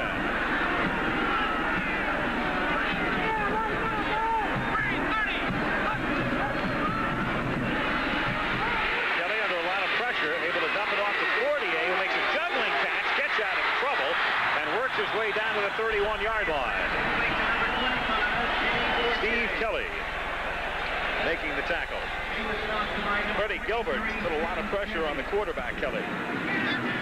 The pressure is there because it is a screen pass, and what Mike Kelly does here is that he does a good job of setting this up. He waits till the last possible moment on the screen pass. Here's the juggling act right here by Eddie Fortier. He actually juggles it 3 times before he gets the handle on it, and then cuts back to the inside, comes upfield for some valuable yardage for the Jackets. Gets 7, third down 3. Only to the 30. Goes John Kearney, taking over for Kelly. And gaining only a yard, making it 4th down and 2.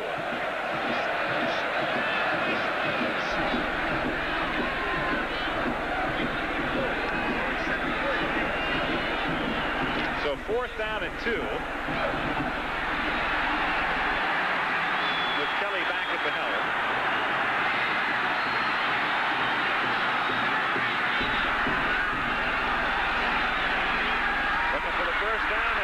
Throws is intended receiver, Gary Wilkins. That was an interesting call on third down to put Kearney in for one play. My guess is that Bill Curry wanted to have him in the game to execute the quarterback draw play specifically. He executed it, but only for a yard. And then Kelly underthrows Wilkins. Another look at Ugafor, the mascot for the University of Georgia, and the Bulldogs have just taken over on downs at their own 30-yard line. They've gone with their first unit all the way. First and 10 from the 30. Stewart, the fullback, fights forward out to the 32 after being initially stopped back at the line of scrimmage. Wally Coffin, number 65, making the stop. It'll be second down and 8 at the 32-yard line. Georgia offensively with Buck Bellew at the helm. Stewart and Walker, the running backs. Scott and Buckler, the wideouts. And the offensive line. Brown and Clarence Kay alternate at tight end. Second and 8. Herschel threads his way out to the 37-yard line. Gets 5. It'll be third down and 3. Mark Sheffield playing well defensively, number 36 for Tech, coming up to make the stop. Tech with Dyett, their best defensive lineman. Coffin is a junior. Bradley from here in Atlanta. Giraz on the outside. Wayne Wood from Miramar, Florida. Horton, the sophomore, and Skelton. Walker. Let's see where they mark his progress. It looked like he had picked up the first down just briefly and then was pushed back, but they'll spot it inside the 40-yard line and shy of the first down. So Herschel gets bumped back by Sammy Brown, who comes up to make the play. So fourth down and inches just inside the 40-yard line, and the Bulldogs to kick it.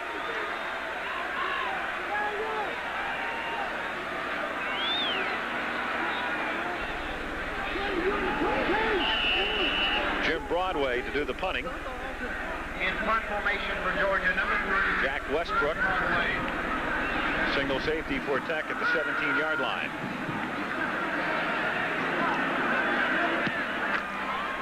Broadway, good high spiral, fielded at the 14, out past the 20, and out to the 26 comes Westbrook. 12-yard return, 10:15 remaining in the third quarter here in Atlanta. It's Georgia 34 and Georgia Tech nothing. First half of our college football doubleheader today. Georgia leading Georgia Tech 34-0 early in the third quarter. And coming up second half from Philadelphia, the annual tussle between Army and Navy from Veterans Stadium. First and 10 Tech from the 26-yard line. Kelly off the fake, throwing over the middle, and incomplete through a fastball in and out of the hands of Ken Wisenhunt, number 9. It'll be second down and 10.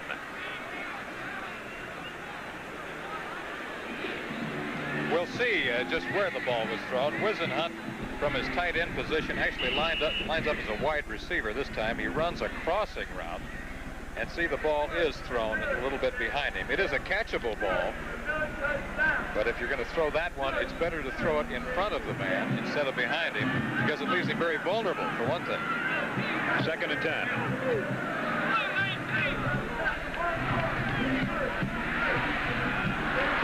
Over the middle and out to the 30-yard line to Robert Levette. Good fast read of the blitz that time by Kelly. We've talked about how his timing is a little off at times because of the fact that he has missed 6 weeks with a shoulder injury. But that time he did a fast read of the blitz, dumped the ball off to number 20, his tailback, Robert Levette. Herschel Walker, 118 yards today on the ground. For Tech, of course, they've mainly been going to the air. They've been fighting from arrears from the opening series. On third down, the pass is tipped, and so it'll be fourth down as Tim Bobo came blitzing through, number 32, to get a hand on it.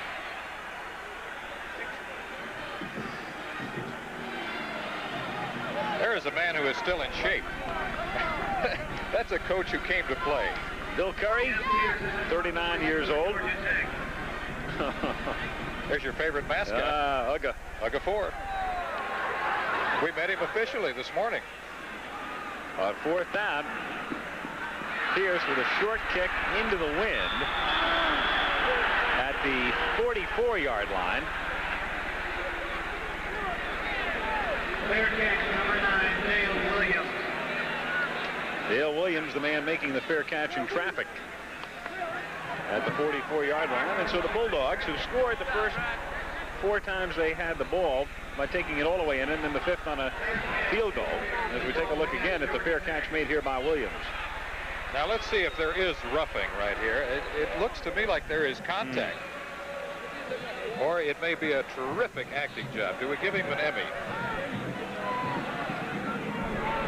Oh, we've got a marker down, but not for any roughing. Fair catch interference. Kicking team.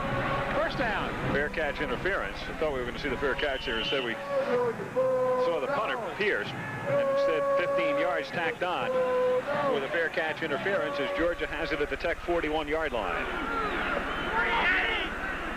Carney Norris is now in as the tailback. Marker is thrown, and the pass complete to Ronnie Stewart, who's dropped at the 34-yard line. Marker going down at the inception of the play. Lance Skelton in on the stop. See Georgia. First drive, that 80-yard pass to Scott. Probably the second drive was the most impressive and the most diversified, the 88-yarder. Good mixture of plays there. So the Bulldogs on top 34-0. Here's the call. Have illegal motion. Offense. Still first down. First down. Cost them 5. Moves it back to the 46-yard line. First down at 15.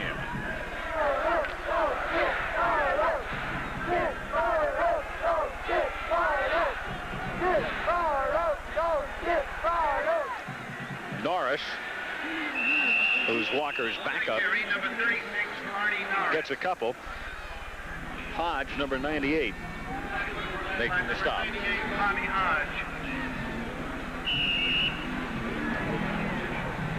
Second down, 13. Carney Norris, number 36, seeing his first action of the day. And he's a man who can break it now and then.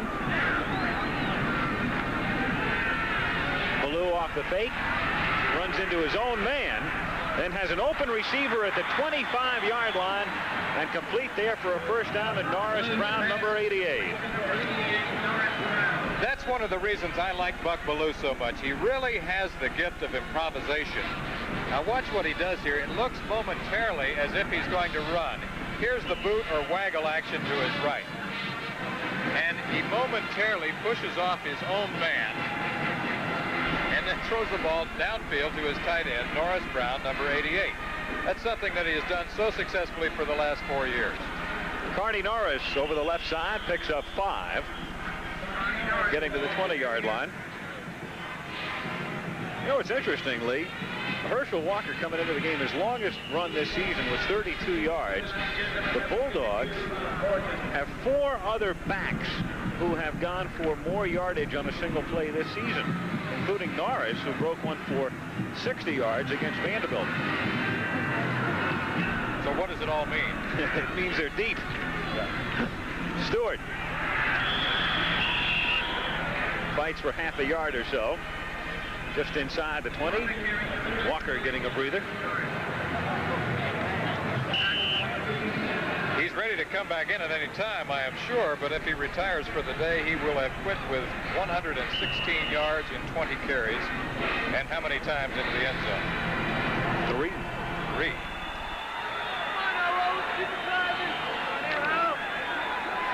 Right now he has 1,782 yards for the season. It's third down and 5. Ballou going to scramble, but he stopped at the 18-yard line by Lance Skelton. And so Georgia bogs down at the 18. It'll be fourth down, 3.5. And enter Butler for his third field goal attempt. Butler successful twice today from 52 and from 46. So this should be easy, you would figure. 35-yard attempt. Jim Broadway to hold. Wind at his back.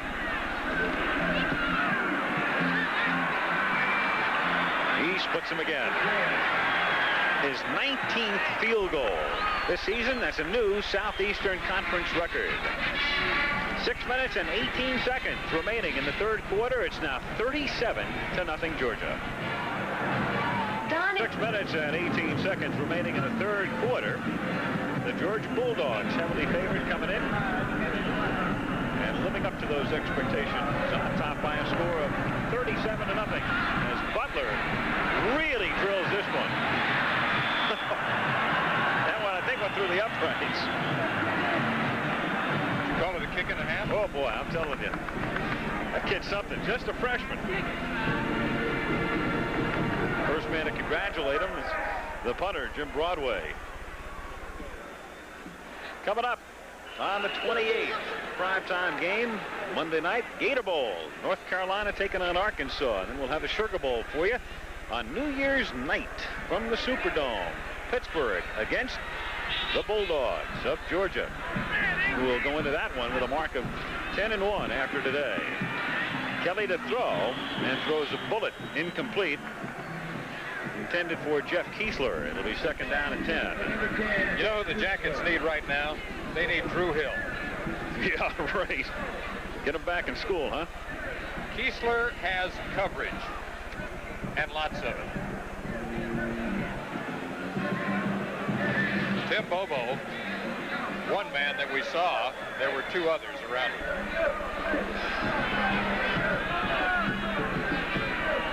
2-to-1 ratio for Georgia, total yardage. Second down and 10.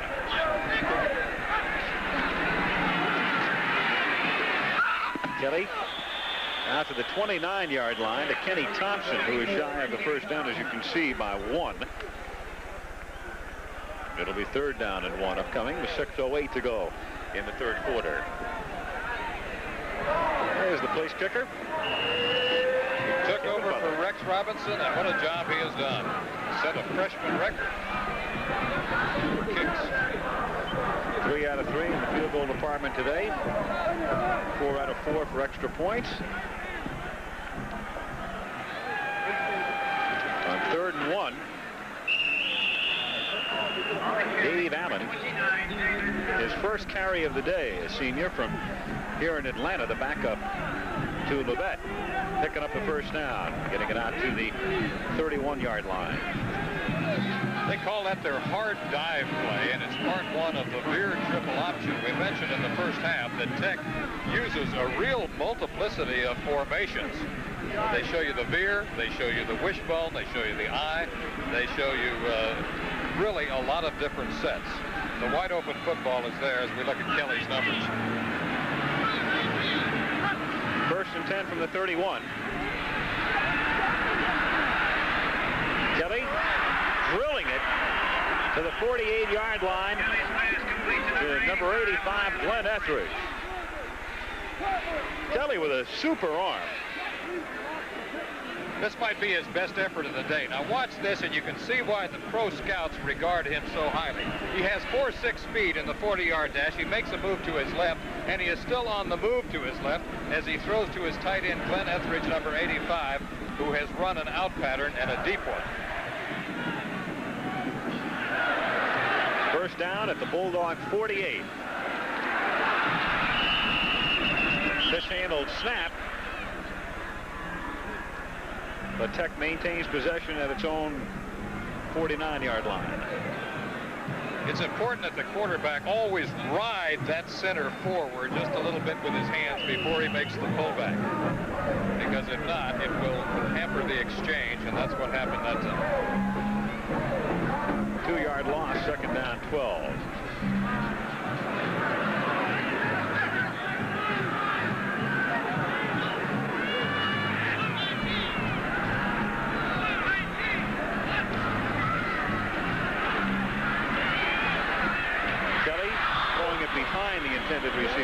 Kiesler. Kelly's been a little off the mark today, and of course we go back to the shoulder separation, but he really drills it.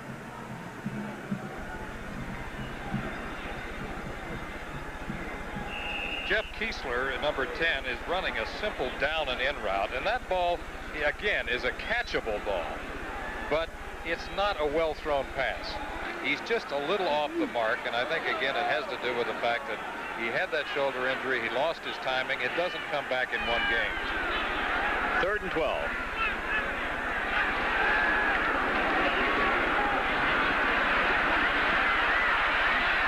Kelly wide open at the 34-yard line for the first down is John Kearney.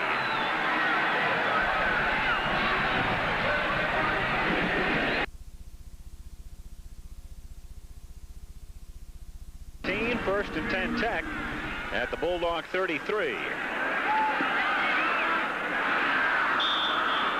At the 15, Levette, the intended receiver. 2nd down.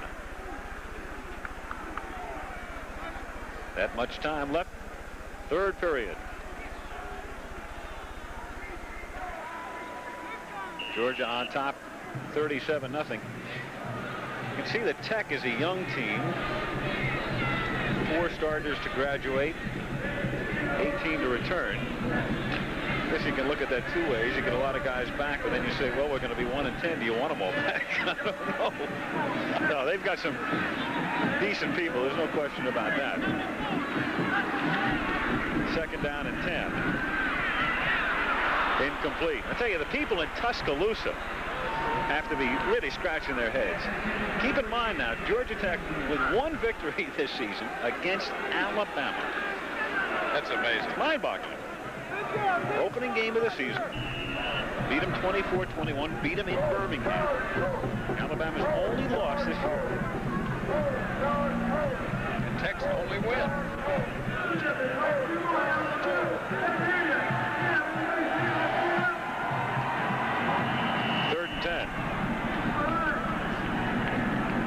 And Georgia Tech will take a timeout here. So timeout Georgia Tech with 3 minutes and 58 seconds remaining in the 3rd period. Georgia 37 and Georgia Tech nothing. This isn't just my job, it's my life. For me, nothing comes close. Nothing comes close to my skull either.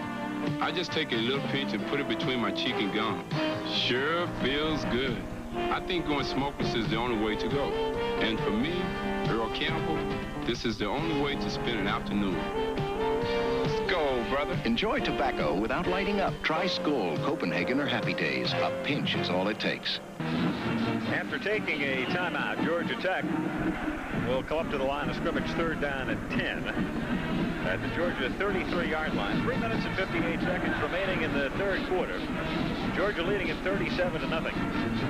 Kelly has thrown for 207 yards today, but Tech on the ground only has 40 yards.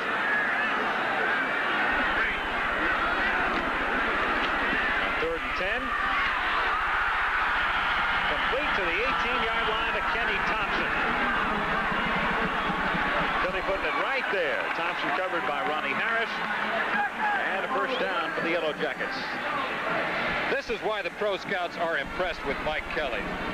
This route is picture perfect. He's down about 18 yards. Thompson on the sideline cut. And that ball is delivered with a lot of authority right on the numbers. This is Georgia Tech's deepest penetration of the day at the 18-yard line, 1st and 10. Levette in motion.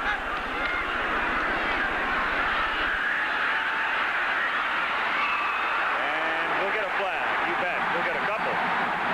Ronnie Harris guilty of the interference on the pass intended for a Whisenhunt.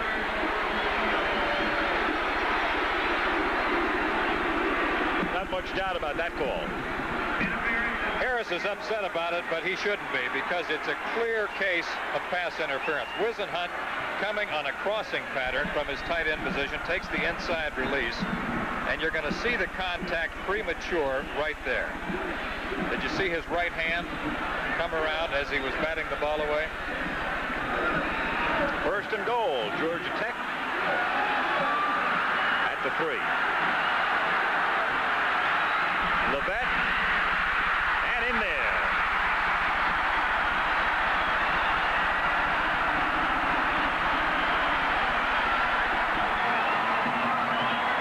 So Georgia Tech moving impressively down the field here in the 3rd period. Levette taking the pitch. Made a nice play, too. The pitch a little bit behind him. Had to reach back for it. And then he goes from 3. That is what Robert Levette does best. He is best as a cutback runner. Running on the student body left leg. Cutting back right up into the end zone. Ron Rice, who's made 12 of 14 this season. Wisenhunt, the tight end holding. Rice puts it through. So they finally get something to cheer about here at Grant Field. There's Levette who goes in for the score. And Georgia Tech gets on the board with 3:40 to go in the 3rd. The power pitch, or student body left, as it's often called. Check the lead block by the fullback right there. But it's the cutback by Levette that takes it into the end zone. His instincts are very good. And you mentioned earlier the quick feet. Watch those quick feet once again. Right there is where he makes the cut. Then he sees daylight and the end zone.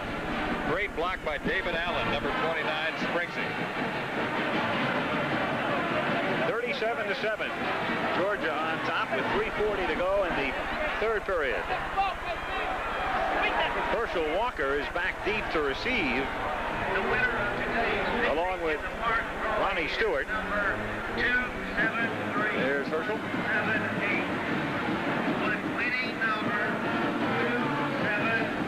Ron Rice set to kick off for Georgia Tech. That touchdown, only the 5th given up by Georgia on the ground this season.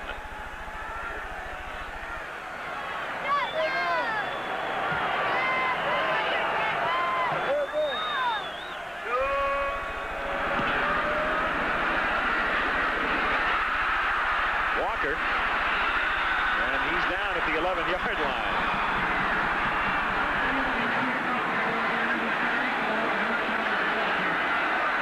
So Rice taking a ground ball. And it pays off as it pins Georgia deep. I think it's a little premature right now to be talking about a comeback. But in this series, you can believe anything. After the game that we saw in 1978, remember what happened initially? Tech comes back and wins this one. They'll be writing about it for 300 years. Walker. Out to the 18-yard line. Thurston makes the stop. He was brought down by number 41, Ted Thurston. This is pure individual talent.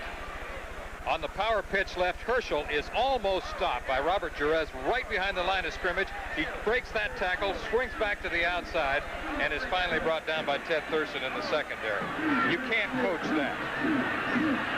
2nd down 3. Walker again. 25, out to the 30, out to the 32-yard line. Mark Sheffield making the tackle. Herschel can really discourage a defense in a hurry. Just his presence in the backfield just sort of fires up the dogs. Injured Georgia Tech player would be the linebacker Robert Jerez, sophomore out of Morrow, Georgia. So an injury timeout here.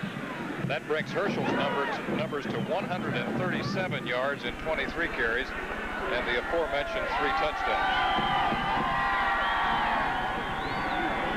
This is Herschel again on his favorite play, the power pitch. And Jerez is hurt making the tackle on Herschel. That was the contact right there. That man has stung a few opponents past couple of years. The jacket got stung. Oh, you figure that the yellow jacket's going to sting you, not Herschel Walker. So Juraz getting the attention here. The last run by Walker puts him up over 1,800 yards for the season. Coming up next, of course, at 3:45 Eastern Time, Veterans Stadium in Philadelphia. Army against Navy. End of the regular season for college football. And coming up on the 28th, we'll be at the Gator Bowl in Jacksonville, Florida. The Tar Heels and Kelvin Bryant against the Razorbacks of Arkansas. Then you will see in the Sugar Bowl as they aid Juraz off the playing field. Pittsburgh taking on the Bulldogs of Georgia.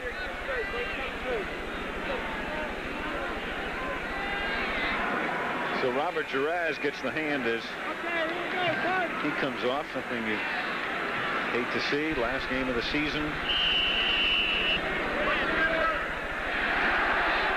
And assisted off. First and 10. Bulldogs from the 30. Walker. Look at that move. 40, 45. He's just brilliant. 47-yard line.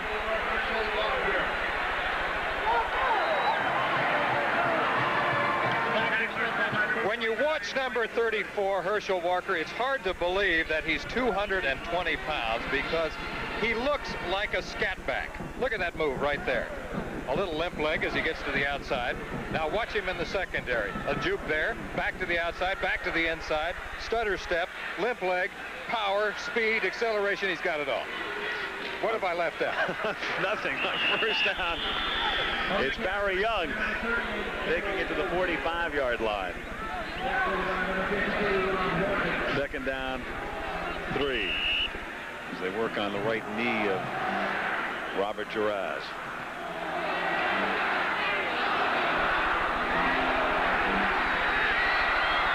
Initial report from the bench, it's a knee sprain. I hope it's only that. Second down and 3. It's Walker. First down, 35, 30 to the 27-yard line. Nope, you didn't miss an adjective, Tupper.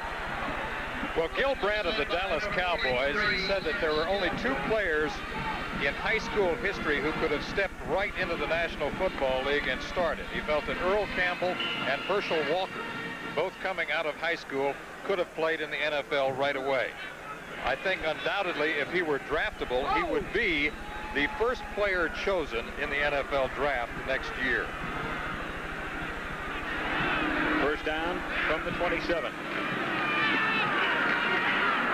Ballou complete to the 20-yard line. Lindsey Scott made a nice recovery, started to slip down, and is able to make the catch. Ted Thurston making the tackle. Assuming that Herschel Walker stays at Georgia for 4 years, he will rewrite the press guide the same way that Jim McMahon has done it for passing. This is Lindsey Scott, of course, the career reception leader for the Bulldogs. He eclipsed the old mark held by who?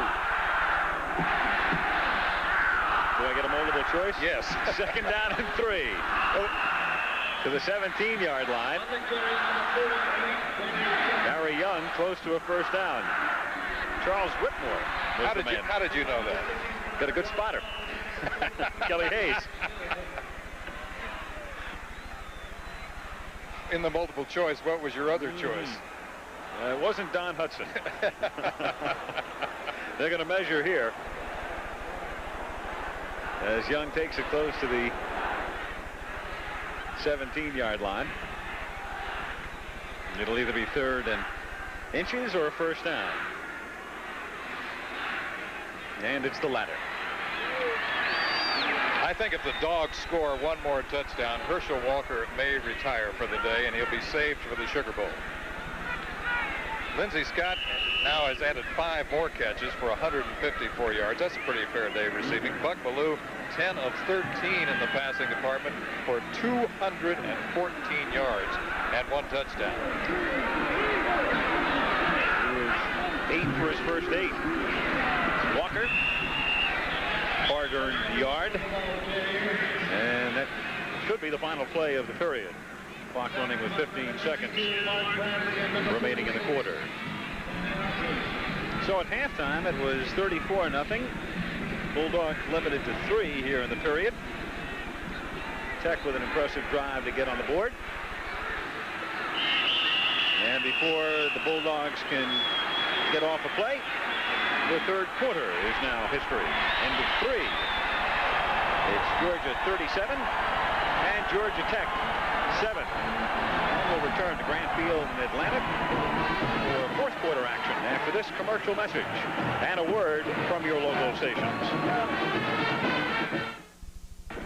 Al Michaels and Lee Grosskopf start the fourth quarter at Grant Field in Atlanta. Georgia 37, Georgia Tech 7. As we start the final quarter, Bulldogs have it at the Tech 16-yard line, second down, 9. Ballou, the quarterback, looking for Scott, who gets bumped in the end zone, but no flag. Paul Menegazi made the contact. Lindsey turned around expecting to see the flag, doesn't get it. I expected to see the flag too, frankly. Watch this. The ball is in the air. And Paul Menegazi right here bumps Lindsey Scott. To me, it's interference. Official right there, but no call. Third down, 9.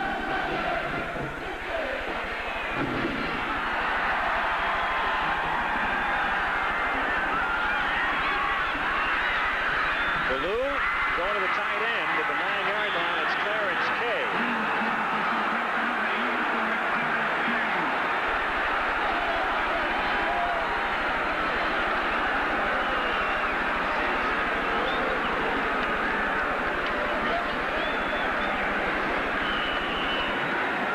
Georgia shy of the first down by about 3, and another Tech player is shaken up.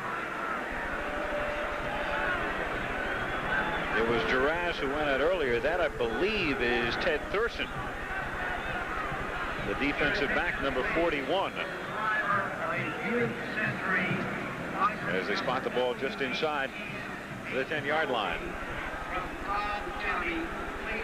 The play is a crossing route, straight drop back pattern. One of the few times you'll see Buck Ballou on a straight drop back type pass. And Clarence Kay, the tight end, has come across. There you see a whole host of tacklers right there, and I don't know who was penalized there. It was no penalty, but Thurston is down, and he is Who still was down. injured, I mean. It is Thurston, number 41, who took the initial contact. Bill Curry, Georgia Tech coach, second season here. Thurston, the leading interceptor for the Jackets, with 4 on the year. Seems to be all right. Thurston makes the first hit right here. And he may have strained a back muscle or possibly strained the knee. So it's fourth down coming up, 4th and 3. And Ballou going to the end zone and has it batted away and then picked off in the end zone. Paul Menegazi coming down with it after the deflection by Sammy Brown.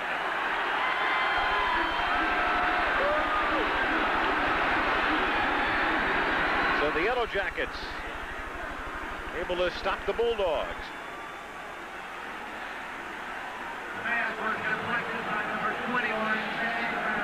With 14:30 remaining in the game. Now, have you ever heard of the old tip drill? They do this in practice. Sammy Brown to Paul Menegazi, and here comes a late hit.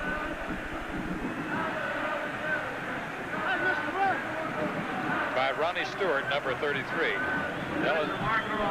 ball. And that cost him. Personal foul. White. It's a first down, Blue. First down, Blue.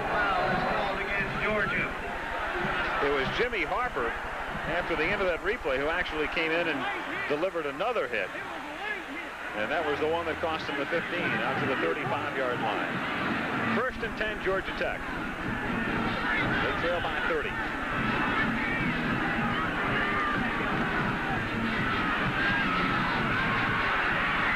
Kelly scrambling out and goes out of bounds. watched a few of those quarterbacks in the NFL. He knows how to utilize that sideline. There's our hero, Paul Menegazi, who was beaten on the first play from scrimmage by Lindsey Scott on that 80-yard touchdown pass. Redeems himself with an interception in the end zone. 2nd down and 2. Georgia Tech at the 43-yard line.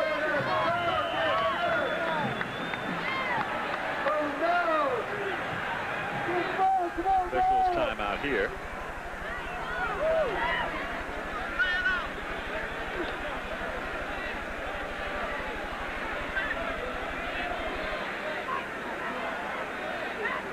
Curry getting together with Kelly. Coming up tonight, the Heisman Trophy will be awarded this evening, and you will see it on many of these ABC stations at 7 o'clock Eastern time. Of course, the 3 prime candidates would be Marcus Allen of Southern California, Herschel Walker, the man you're watching today, Jim McMahon of Brigham Young.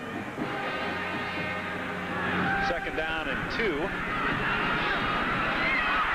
Complete into Bulldog territory to John Kearney, number 18, making his 2nd reception of the day, a 1st down at the 44-yard line.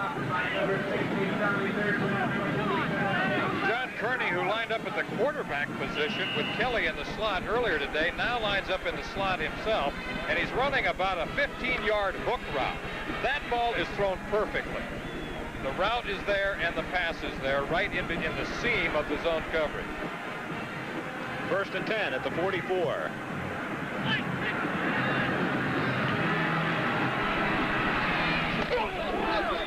To the 36-yard line. Calls Kearney's number again. Back-to-back receptions for number 18 and a pickup of 8. Kelly's best game yardage-wise prior to today was 173 yards. He's well over the 200-yard mark now. He had 333 yards in this ball game last year. He's now 22 of 40 in the passing department for 243 yards. Herschel Walker, Buck Bellew. 2nd and 2.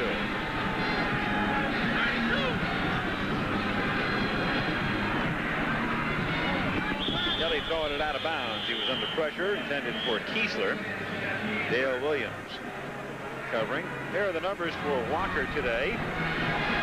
So he's averaging close to 7 yards per carry. 2 games against Georgia Tech, freshman and sophomore seasons. 7.4 average and 6 touchdowns. I mentioned earlier, if he continues at this current rate, he will rewrite the NCAA record book for rushing the same way that Jim McMahon did it for passing. Jim McMahon now owns 55 NCAA records. Levet looking for the 1st down and not getting it. Stopped at the line of scrimmage by number 71, Kevin Jackson. And it'll be 4th down and 2. Most people think Marcus Allen's going to win the Heisman tonight. What do you think, Tupper? I think Marcus Allen will win it, but my vote would have gone to Jim McMahon the last 2 years. Well, you're an old quarterback, right? Old quarterback, and I kind of favor the Western Athletic Conference, but I don't think that Jim McMahon has gotten the recognition that he deserves because of the fact that he is in the WAC. Exactly.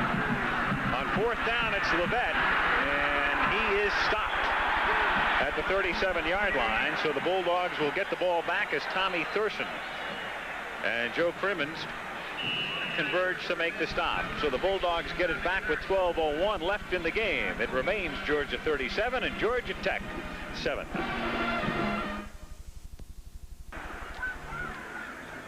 Back at Grant Field in Atlanta. Our vantage point right on the 50 as Georgia takes over at its own 37-yard line. Buck Bellew drops straight back and goes straight down. Number 8. Mark Bradley, number 92, dropping him back at the 31-yard line. Buck is physically strong for a quarterback.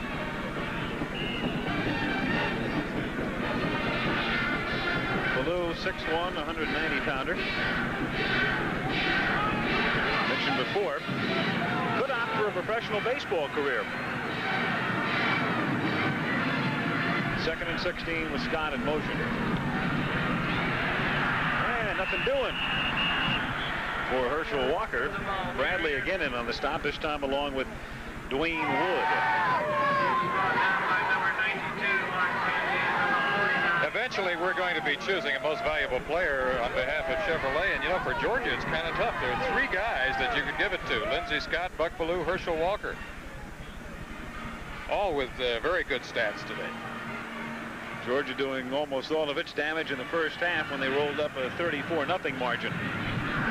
3rd and 16. Bellew stepping up and throwing it away.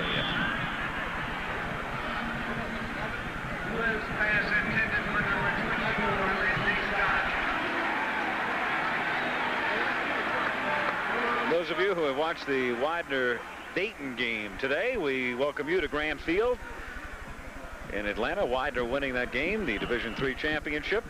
Here, it's been Georgia all the way. They lead 37-7, but right now they'll be forced to kick as Jim Broadway will boot it from his own 15-yard line. Jack Westbrook back to receive for Georgia Tech. Into the wind, a high floating kick.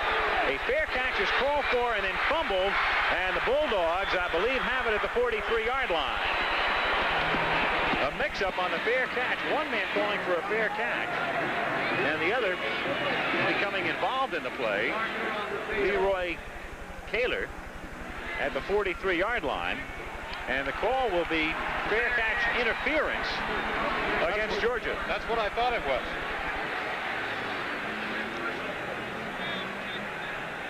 Hey, let's go! Come on out!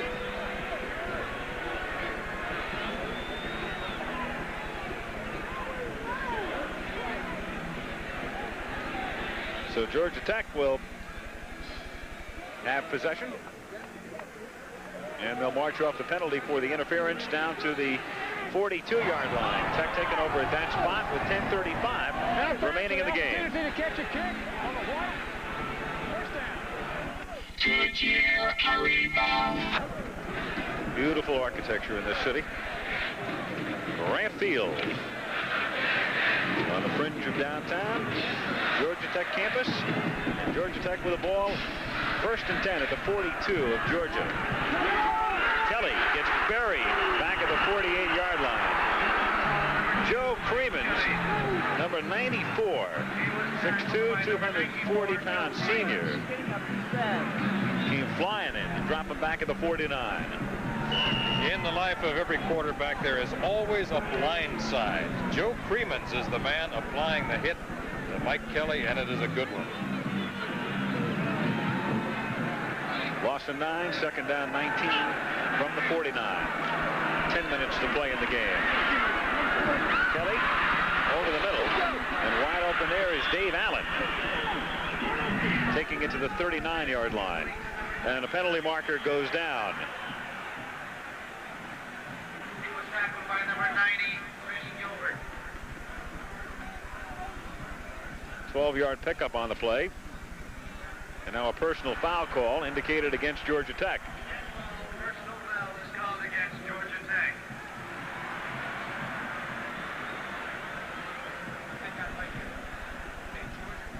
We're late tuners in.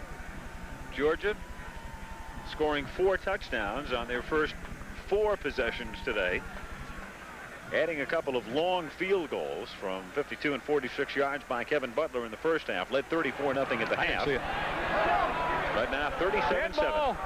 Personal foul, blue, 3rd down. Tech coach Bill Curry now watching his team faced with a 3rd down and 18 from the 46.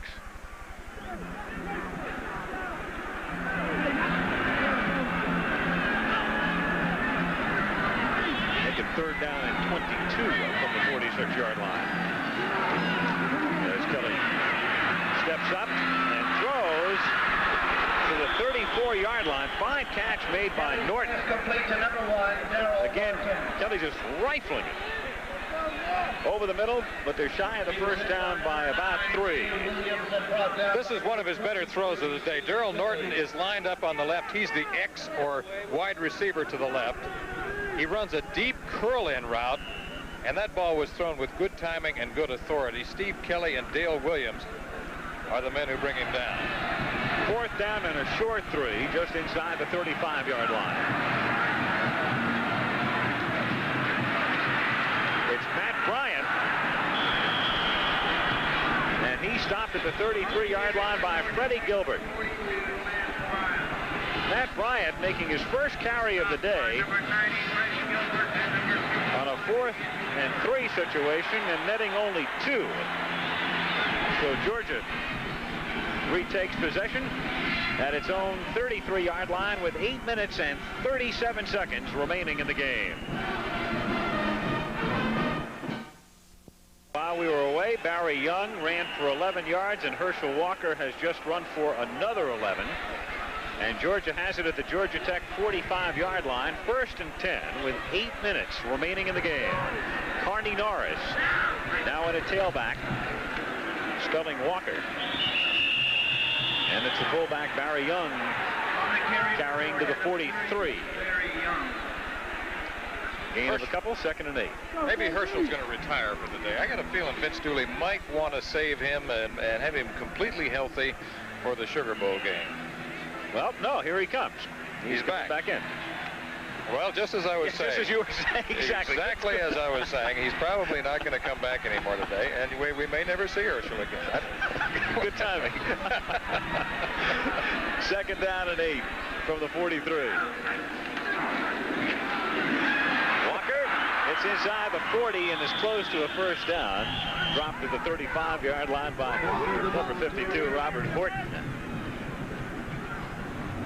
I think if I had a guy like Herschel Walker, though, I would want to give some thought to possibly resting him the rest of this game particularly. It is sort of surprising to see him in a situation where the outcome of the game is not in doubt at all.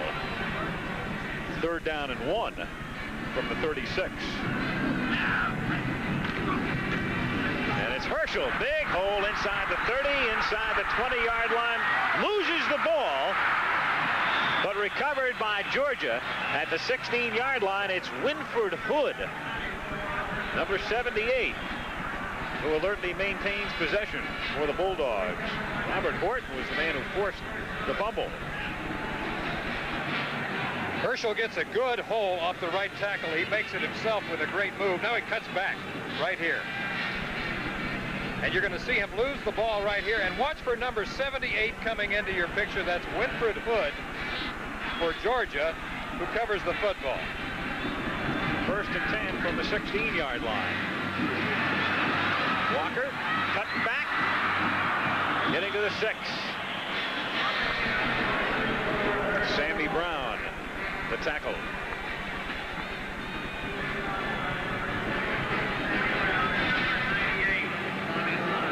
Pickup of close to 10.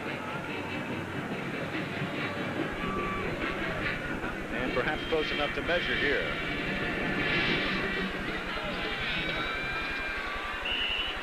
But no, they check it out with the markers, and they are a half-yard shy. 2nd and inches.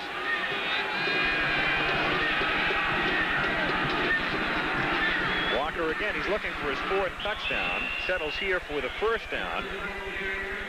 And it'll be 1st down and goal at the 3-yard line. Clock momentarily stopped with the 1st down. 5:47 remaining in the game. Coming up, it'll be Army-Navy from Philadelphia. Cadets and the midshipmen. Navy on its way to the Liberty Bowl. They'll be taking on Ohio State.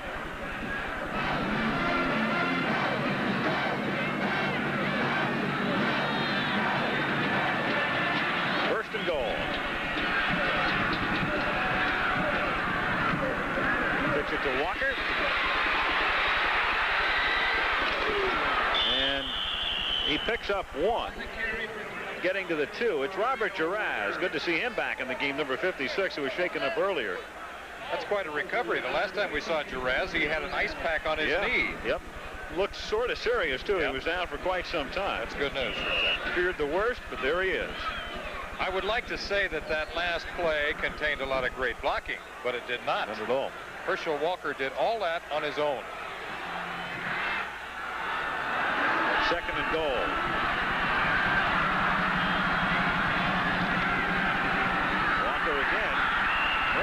Herschel to score the touchdown, but he's having a tough time getting in. 3rd and goal.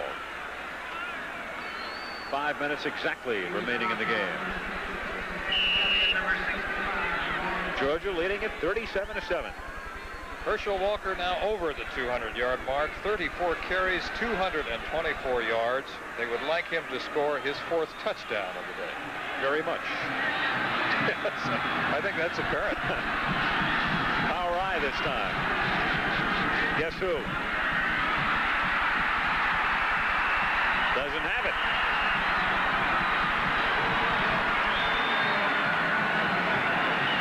Ted Thurston and Robert Duras again in on the stop, along with Mike Phillips pushing them back. So it's 4th down coming up. A good look here at the defensive effort of Georgia Tech.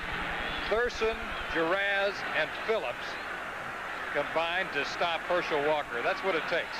It takes about 3-on-1 with that guy. 4th and goal. Same formation. Sends Stewart in motion. Can Herschel do it? Yes.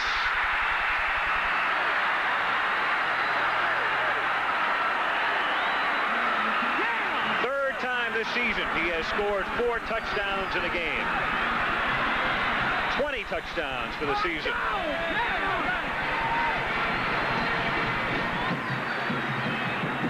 To 7, Georgia.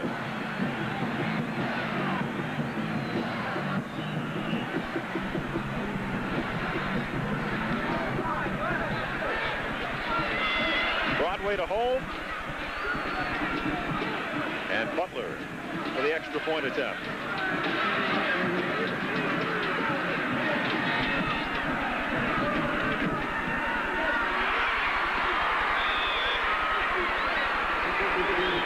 And 50 seconds remaining in the game. Now 44-7. Herschel Walker with his 4th touchdown of the afternoon. Well, if the infantry doesn't work, you go to the Air Force. Up and over. Bum, bum, bum, bum, bum, bum, bum. 3:50 to go. It's Georgia by 37. We'll be right back. Georgia, 542 yards total offense, 322 on the ground, about 2/3 of that total from one man. Guess who? Herschel Walker with 225. Butler, doesn't matter whether he's kicking into or with the wind, he'll put it into the end zone, as he's done with great frequency today. Well, he changed clothes in a telephone booth. There is an S on his chest, and he does fly. Yes! Up, up, and away! Mr. Walker, you'll be seeing him again in the Sugar Bowl New Year's night against the Panthers. That's about what is the degree of difficulty on that? Right. Come on, give me the numbers, Michael. What are you here for, anyway? You got to throw out the high and the low and multiply the other 3 by 7. 1st and 10, Georgia Tech from the 20-yard line. Kelly.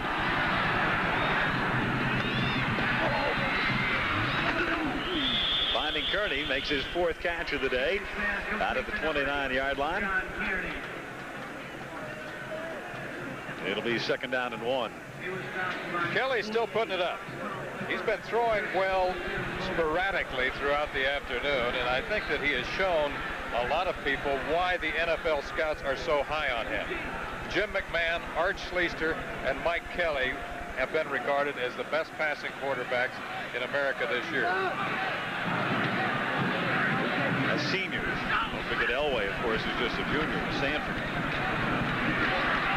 Kelly has it tipped and incomplete. It's Jim Bob Taylor, the quarterback, number 12.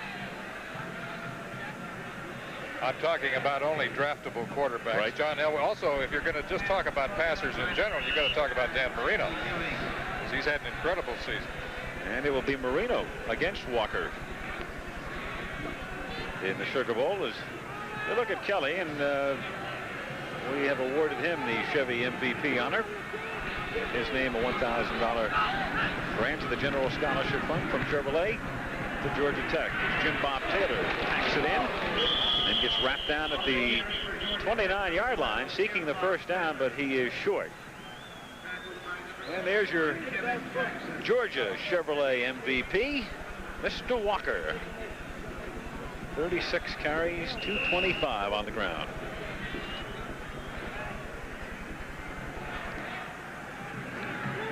.233 remaining in the game.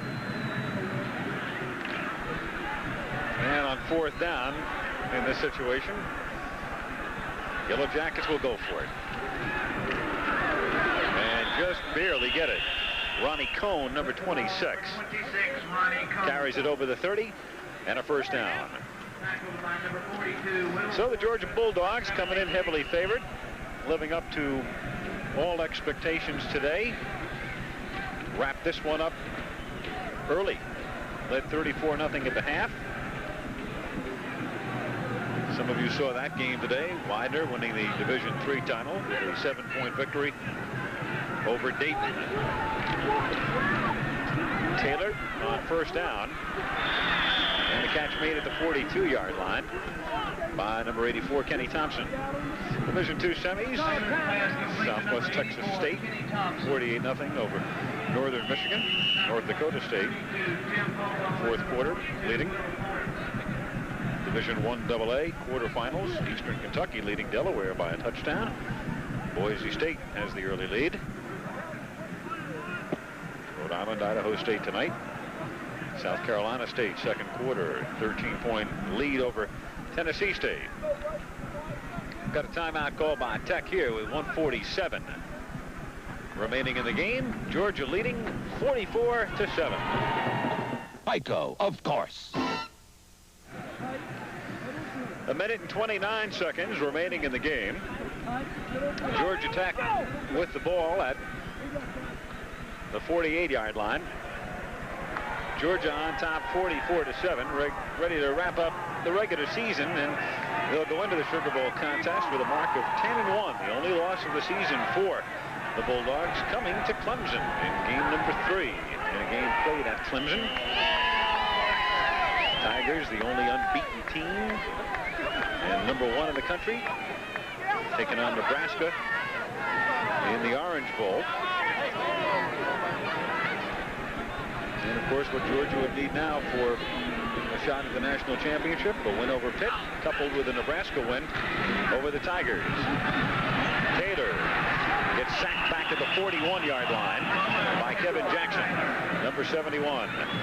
Vince Dooley, 11-0 last year, going to be 10-1 this year. Of course, you can add one for last season in the Sugar Bowl as his team defeated Notre Dame. 18th season at the helm in Athens. 6 SEC titles and 1 national championship. Still shooting at a second. Bill Curry wrapping up his second year at Georgia Tech. Been a tough road for him thus far. 1 win, 1 tie last year. Tie against Notre Dame late in the season. That shocked everybody. The only win this year.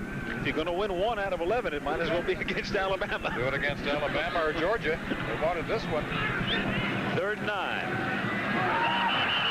Taylor tripping over his own man. And whistled dead at the 35-yard line. That's sort of a statement on the Georgia Tech season right there. Under a minute to go.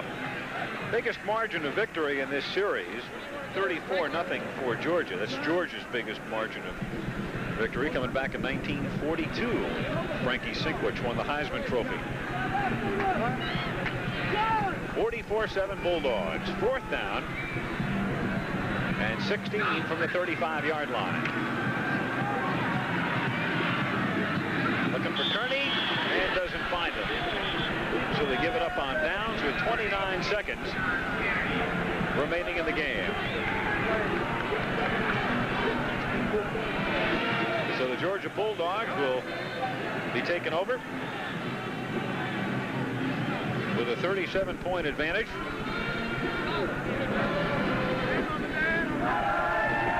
Lastinger will come in at quarterback for the final play or two. Man who backs up Ballou and succeeded Buck at Valdosta, Georgia High School.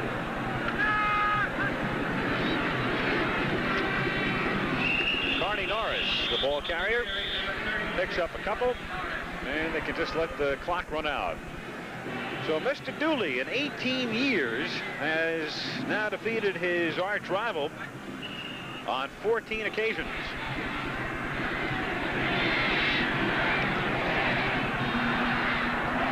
Bulldogs lining up, and they do get the play off as Carney Norris cuts back inside, and with half the crowd on the field, it is Norris who is pulled down inside the 10-yard line as time runs out. On the carry, number 33. So it's over in Atlanta, and Georgia breaks out on top with an 80-yard touchdown pass on their first scrimmage play.